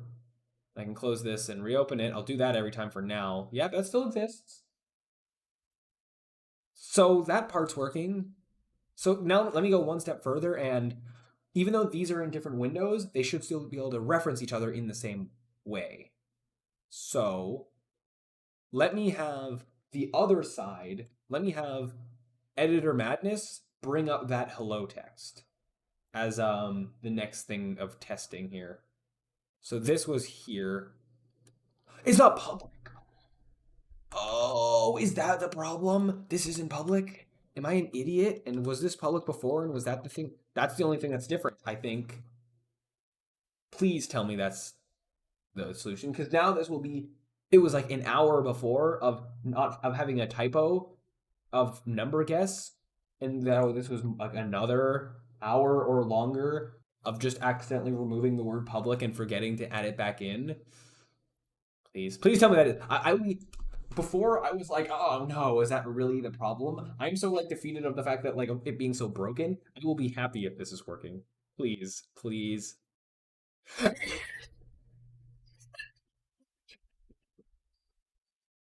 Oh, oh yeah, this is good. I was in pain before when I had the typo, but this is just I'm happy for it to be working. Oh my god. Hex, yeah, dude. Yes. Oh my gosh. Now we're not even done yet, but we spent all that time to get back to where we were. Gosh. But I didn't. I was about to quit because I not quit. I was gonna figure something out. Well, hopefully in like next time I come back to this. But we did it in terms of just having it. Well, we're back to where we were like an hour or two ago. I don't know how much of an accomplishment that is, but it we did that, I guess. So now I'm confident I can delete this. Right. Okay. Well, as not having the word public isn't as bad as having the typo in not having a capital N, but Ah, jeez. Yeah. Okay, so that's that. But we still now have our original problem before this problem shrouded all of our other problems and like I don't know being a problem. I don't know what I'm trying to say. I'm just um we still have the problem of we have this number field that the dimensions of it are still messed up. That's like the least of our issues. That part will be easier to just make it have the right dimensions and not be covering up this text that's behind it. But when I click it, I can't actually change what it is. And I thought this would be an easy fix and it would be similar to how the other ones were, but not yet. So that is then the next problem, which I think I probably should call it a night and save that for the next time that I do this. But and maybe I'll do some thinking and research myself. But that is what we're trying to do next is just figure out how we can actually change that field and get the number. Getting the number will be easy because actually I have if I have the number guess thing, that is just gonna be like this dot number, and I think I can print this, and bam, I got the number. Yeah, get some sleep. Yeah, that would be a good idea. Literally, I've been streaming for what's about to be 15 hours, which I don't know how I'm doing this, but I am. I This won't be a regular thing. I mean, we'll see, but I doubt this will be something I can maintain. But yeah. Especially, I mean, if I during the week, I might be able to only stream for like an hour or two, or who knows. You'll see, maybe. But all right. Actually, I just want to. Oh, wrong thing. I was typing not the right thing. I just wanted before last thing I'll do. Just test that this debug.log is gonna actually print out the number like I think it is, because at the very least we can test the number. I'm a go to bed since I was up till like 4 last night, and been up since 10. All right. Well, so I'll see you around, hopefully. And thanks for being here. I appreciate it. And yeah, this weekend of my first two streams has definitely been a success. I didn't really get many. I got returning viewers of you and Austin, and well, a few others like William that was here earlier. But definitely, it was crazy that yesterday I somehow got 8 followers. I don't know how that happened. I guess just taking good advantage of the I guess software and game development section being new or whatever. So if I try to stream more regularly, like or as much as I can, like now while I have a chance to take advantage of that, that might be beneficial to me. But anyways, enough of my rambling. As you've seen, I can keep rambling for hours and hours and hours. Yeep. Yeah, so you'll see whenever I stream again, maybe I'll put some kind of I'll set up something in the Discord to like ping, but not ping everyone. I'll figure something with that. But yeah, this is printing out the ones. That's progress there, and that's where I'm going to stop for today. And I'll figure out how I can get these to actually persist. Thank you for the stream. You're welcome. I guess thank you for being here. Definitely, it's made this a lot more entertaining to not just be streaming 0 followers or 0 viewers for 15 hours straight. Would not have been as enjoyable. Yeah, so I'm glad to go on random tangents about we were talking about like anime and like Ryman hypothesis and all those tangents that we went on. So look forward to more of that here at Cyberchroma HQ or whatever. I don't know. Anyways, okay, I'm gonna hands off of Unity, although I need to then actually stop the stream soonish. But yeah, thank you for being here. I will you'll see me around hopefully whenever I continue streaming and what I continue streaming because we gotta finish this game and then get onto other stuff. Well, I might do other things before I return to this game. You'll see. Indeed, yeah. All right. Well, I guess we're going to end things off here. Get my this thing to stop the streamer, I guess, or whatever. And hopefully, Coolio will definitely stay active in the Discord too. Cool. I'll maybe start looking to try and actually make that better in terms of like better like how the channels are organized or something like that, or maybe having like a bot of some kind. I don't know. I don't even have to have the time to actually make that stuff. Maybe I'll do that on stream like I did yesterday with making the my overlay and all that. You'll see. We'll see. Everything's all up in the air in terms of what's going to be going on. But anyways, I'm rambling enough. I need to stop before I hit 15 hours. But I will also be uploading the VODs at some point. I have to upload a 15-hour YouTube video. We'll see how long that takes with internet speeds and all that. But I intend to keep a VOD channel so that these live streams are permanent to some degree. So that's a thing as well, I guess. Yeah. So anyways, I guess this concludes my second ever stream, but the first one that's actually getting turned into a VOD because I lost the 9 hour stream from yesterday because I didn't set up the settings properly. But anyways, I should also be looking at the camera, not the OBS thing, but at the camera. Maybe I don't know, figure out something to make that better. But I can't have the camera on this side. I kind of need the camera to be on this side. But anyways, so enough rambling from me. That'll do it for this stream, and I'll gotta finish up being on the code because that's more visually appealing than a empty Unity thing. Okay, I guess. But yeah, that'll do this new stream. I don't have an outro. I know the last line of my outro for my videos. The rest of it I don't have memorized off the top of my head. But something along the lines of thank you all, or data for this stream. Other words that I'm forgetting. Thank you all so much for watching, and as always, I'll see you around. And now I awkwardly go to the stop streaming button. All right. See ya.